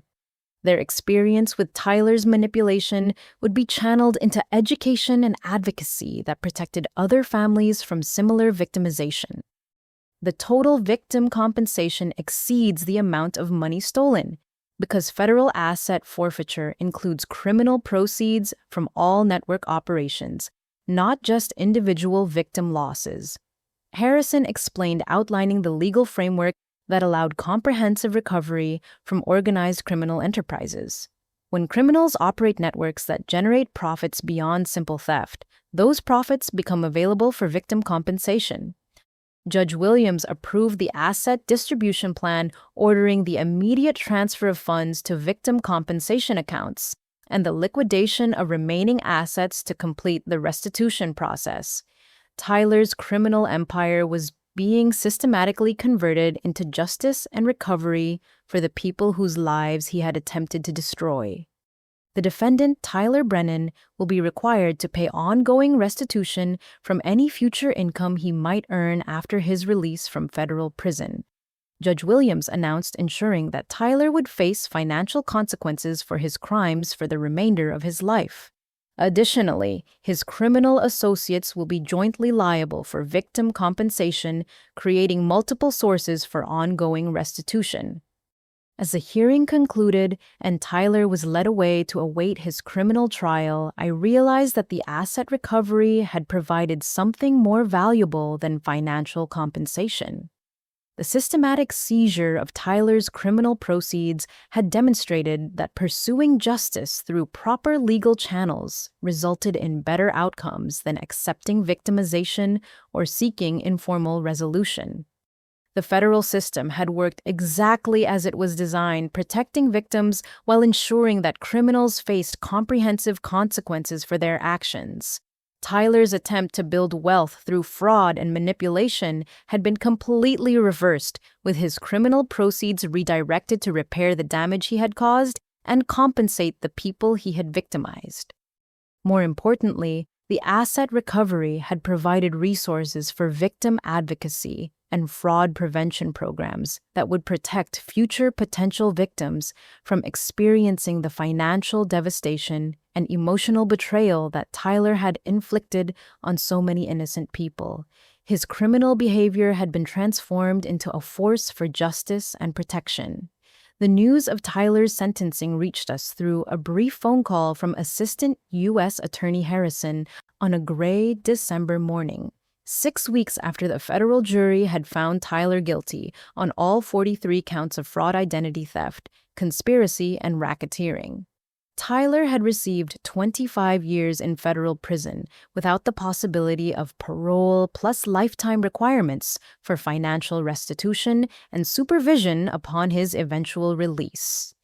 I met my parents that afternoon at the same University District Cafe where we had begun discussing reconciliation months earlier, but the atmosphere was completely different now that Tyler's legal proceedings were concluded, and the full scope of his criminal behavior had been revealed through trial testimony and evidence presentation. Janet and Robert arrived looking healthier than they had in months, no longer carrying the weight of guilt about enabling Tyler's crimes or the burden of believing they owed him protection from legal consequences.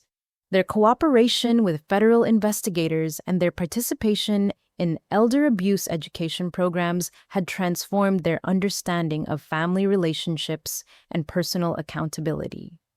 Tyler asked to see us before his transfer to federal prison, Janet said, settling into her chair with the measured composure of someone who had spent months processing devastating revelations about her son's criminal nature. "We went yesterday, and it was educational." Robert opened a manila folder containing notes from their final conversation with Tyler, documenting his responses to questions about his criminal activities and his feelings about the damage he had caused to family relationships and innocent victims. He showed no remorse, Sadie, even facing 25 years in prison, even knowing he had destroyed our family and stolen from strangers who trusted him. He was still angry that we had cooperated with law enforcement. The lack of genuine remorse confirmed what federal prosecutors had argued during Tyler's trial. He was a career criminal who viewed his victims as resources to be exploited, rather than people who deserved respect and protection. His anger at family members who sought justice rather than continuing to enable his criminal behavior revealed his fundamental inability to accept responsibility for his choices. He blamed us for his conviction. Janet added her voice, carrying sadness, but not the self-doubt that had characterized her earlier discussions about Tyler's criminal behavior. He said we had destroyed his life by refusing to accept that business required taking risks with other people's money. He claimed we were too naive to understand entrepreneurship and too selfish to support family success. Tyler's final manipulation attempt had failed completely, unable to convince parents who had educated themselves about financial fraud and criminal psychology through their cooperation with federal victim advocacy programs. Their months of counseling and education had immunized them against the guilt tactics and responsibility shifting that had previously made them vulnerable to Tyler's manipulation. We told him we loved the son we thought we knew, but couldn't continue enabling the criminal he had chosen to become. Robert continued consulting his notes about a conversation that had provided closure rather than continued manipulation. We explained that supporting him now meant hoping he would use his prison time to develop genuine remorse and accountability, rather than planning future crimes. Their response represented a fundamental shift from the family dynamics that had enabled Tyler's criminal behavior for years. Instead of accepting responsibility for his crimes or offering unconditional support regardless of his actions, they had established boundaries based on accountability and genuine remorse rather than family loyalty and guilt manipulation. Tyler's final statement to the court was revealing. I shared having attended his sentencing hearing to witness the conclusion of the legal proceedings that had dominated my life for the past year. He thanked us for helping law enforcement understand his criminal activities and said the information we provided had helped federal agents locate additional stolen funds belonging to other victims. The unexpected expression of gratitude had been the first genuine statement Tyler had made throughout the entire legal process, suggesting that facing 25 years in federal prison had finally forced him to confront the reality of his criminal behavior and its consequences for innocent victims. His attorney said Tyler helped investigators recover over $100,000 in additional stolen funds that were returned to victims in other states. Janet added consulting newspaper clippings she had saved about the conclusion of Tyler's case. Maybe facing the consequences of his actions will eventually lead to genuine remorse and personal growth. The possibility of Tyler's eventual rehabilitation felt distant and uncertain, but his cooperation in locating additional victim funds suggested that even career criminals could develop some recognition of the damage they had caused to innocent people.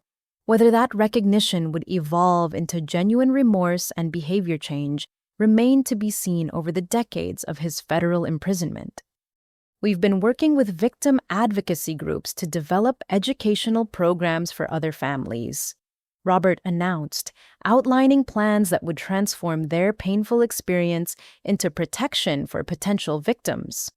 Elder abuse, prevention family, financial fraud recognition, and support groups for families dealing with criminal behavior by adult children. Their volunteer work represented a constructive response to Tyler's crimes that focused on prevention and education rather than punishment or revenge. By sharing their experience with manipulation and financial abuse, they could help other families recognize warning signs and avoid becoming victims or unwilling accomplices in similar criminal schemes. The counseling sessions have helped us understand how Tyler's criminal behavior affected our family dynamics for years before we recognized what was happening. Janet explained, describing professional therapy that had helped them process the trauma of discovering their son was a career criminal. We enabled his behavior by confusing family loyalty with protection from consequences. The therapy had taught them to distinguish between supporting family members who made mistakes and enabling criminal behavior that hurt innocent victims. Their future relationship with Tyler would depend on his willingness to accept accountability and develop genuine remorse rather than their willingness to ignore his crimes in the name of family unity. What about us? Janet asked quietly, addressing the question that had remained unspoken throughout our months of legal proceedings and gradual reconciliation. Is it possible for our family to heal from what Tyler did to all of us? I considered the question, carefully weighing the genuine efforts my parents had made to understand Tyler's manipulation and their commitment to helping other families avoid similar victimization. We can build something new based on honesty and accountability rather than blind loyalty and family obligation, but it won't be the same as what we had before because that was built on lies and manipulation. The healing process would require continued therapy, ongoing education about healthy family dynamics, and consistent demonstration that they valued honesty and accountability over family loyalty when those concepts conflicted. Trust would be rebuilt gradually through actions rather than restored immediately through forgiveness. We understand that rebuilding trust will take time and may never completely repair what was damaged, Robert acknowledged accepting responsibility for their role in facilitating Tyler's crimes without making demands for immediate forgiveness or restored family relationships. We just want you to know that we recognize our mistakes and are committed to ensuring they never happen again. As we concluded our conversation and prepared to leave the cafe, I realized that Tyler's criminal behavior had paradoxically created an opportunity for our family to develop healthier relationships based on mutual respect and accountability rather than manipulation and exploitation. The destruction of our previous family dynamics had allowed us to build something better from the foundation of shared traumatic experience and commitment to justice. The reconciliation would be gradual and might never be complete, but it was built on genuine understanding of what had gone wrong and shared commitment to preventing future victimization.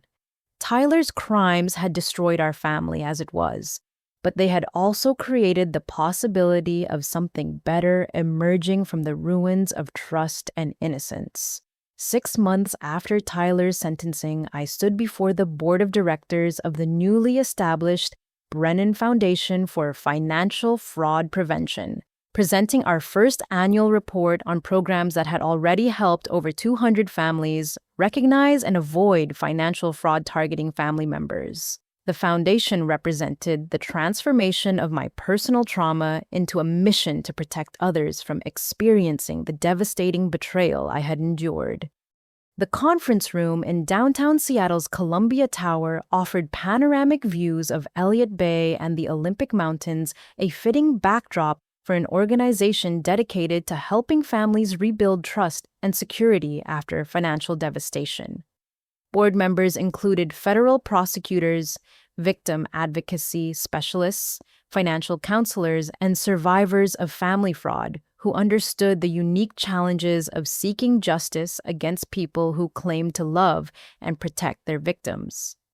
The Brennan Foundation has facilitated the recovery of over $3.7 million in stolen assets during our first year of operation.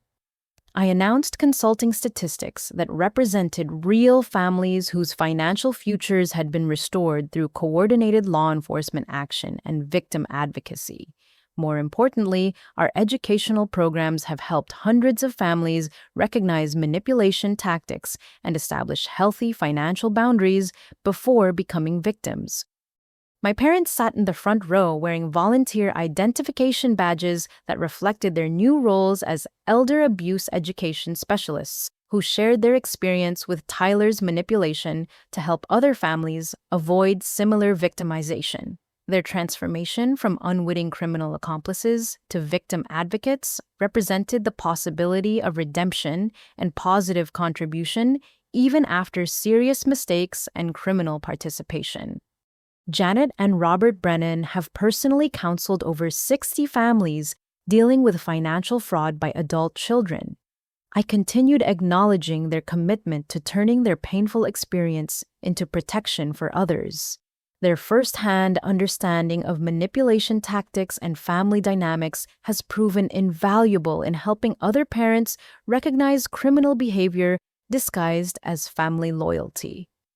The Foundation's work extended beyond individual victim assistance to include legislative advocacy for stronger legal protections and educational programs targeting vulnerable populations. We had successfully lobbied for enhanced penalties for financial crimes targeting family members and improved coordination between law enforcement agencies investigating organized fraud networks.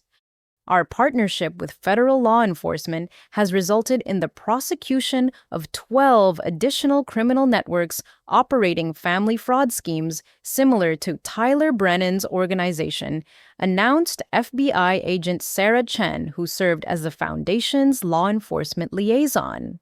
The educational materials and victim identification protocols developed by the Brennan Foundation have become national models for fighting financial fraud. The systematic approach to victim education and criminal prosecution had created a network effect that extended far beyond our local operations. Other cities were implementing similar programs, and federal agencies were incorporating our materials into their standard training for investigating financial crimes, targeting families, and intimate relationships. The most significant achievement has been the development of the Family Financial Safety Protocol, explained Dr. Patricia Morrison, a financial counselor who specialized in family abuse cases.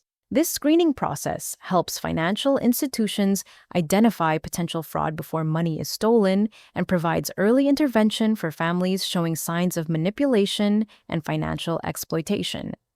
Banks, credit unions, and investment firms across the Pacific Northwest had implemented the protocol, training employees to recognize warning signs of family financial abuse and providing resources for potential victims to seek help before losing their life savings to manipulative family members or romantic partners. But the Foundation's work had provided me with something more valuable than professional satisfaction or public recognition for victim advocacy. The process of transforming personal trauma into protection for others had created a sense of purpose and meaning that replaced the financial security Tyler had stolen with something more valuable: the knowledge that my suffering had prevented countless other families from experiencing similar devastation. Sadie Brennan's courage in pursuing justice against her own family members exposed a criminal network that would have continued victimizing innocent people for years, said Assistant U.S. Attorney Michael Harrison, who had prosecuted Tyler's case and now served on the Foundation's legal advisory board. Her decision to fight back instead of accepting the theft saved hundreds of potential victims from financial ruin. The ripple effects of my individual pursuit of justice had created waves of protection and accountability that extended far beyond my personal recovery. Tyler's prosecution had dismantled an entire criminal network, led to improved law enforcement techniques for investigating financial fraud, and created educational resources that protected vulnerable families from predatory criminals. The Foundation has also established a support network for families rebuilding relationships after criminal victimization, announced Jennifer Martinez, Tyler's former romantic fraud victim, who had become our family reconciliation specialist. These families face unique challenges in distinguishing between accountability and revenge, between protection and enabling, between forgiveness and setting appropriate boundaries. The support groups had helped dozens of families navigate the complex emotional terrain of seeking justice against family members who had committed crimes while simultaneously trying to maintain loving relationships with relatives who hadn't participated in criminal behavior. The process required professional guidance and peer support from others who understood the conflicting loyalties and emotional confusion. My own journey toward a new definition of family had been central to this work. The Foundation's headquarters occupied the ground floor of a beautiful Victorian house I had purchased with my recovered funds and federal compensation, creating a physical space where families could feel safe discussing financial abuse without shame or judgment. The most important lesson we've learned is that genuine family love requires accountability rather than unconditional acceptance of harmful behavior, I said, concluding my presentation with insights that had emerged from a year of helping families heal from financial trauma. True loyalty means protecting family members from becoming victims, rather than protecting criminals from facing consequences for their choices. The audience included families at various stages of recovery, from financial fraud law enforcement professionals training to recognize family abuse cases and financial industry representatives implementing new protection protocols. Their attention reflected the universal relevance of lessons about trust, accountability, and the difference between love and enabling. As the meeting concluded and board members discussed expansion plans for the coming year, I reflected on the transformation that had occurred in my understanding of family relationships and personal security. Tyler's theft of my money had forced me to build a new life based on genuine achievements and earned trust, rather than inherited family bonds and assumed loyalty. The house I'd purchased represented more than just recovered wealth. It symbolized independence and security that couldn't be stolen through manipulation or family pressure. The relationships I'd built through the foundation were based on shared values and mutual respect rather than blood relations and childhood obligations. Most importantly, I had learned that seeking justice and accountability wasn't revenge or vindictiveness. It was protection and prevention that benefited not just individual victims, but entire communities of potential targets. Tyler's prosecution had made Seattle safer for young adults with savings accounts, elderly individuals with retirement funds, and families with adult children who might be tempted to exploit trust for financial gain. Before we close today's meeting, I want to ask all of you to consider a question that drives our work at the Brennan Foundation. I said, addressing the audience of survivors, professionals, and advocates who understood the importance of our mission. When you discover that someone you love has betrayed your trust and stolen your security, how do you balance accountability with compassion, justice with family loyalty? I paused to let the question settle before continuing. Share your thoughts and experiences in the comments below this video, and don't forget to like and subscribe to stay updated on our latest educational content and victim success stories. Share this video with anyone who might benefit from understanding the warning signs of family financial abuse, because prevention is always better than prosecution. The invitation for engagement reflected our commitment to building a community of education and support that extended beyond formal foundation programs to include online resources and peer-to-peer assistance.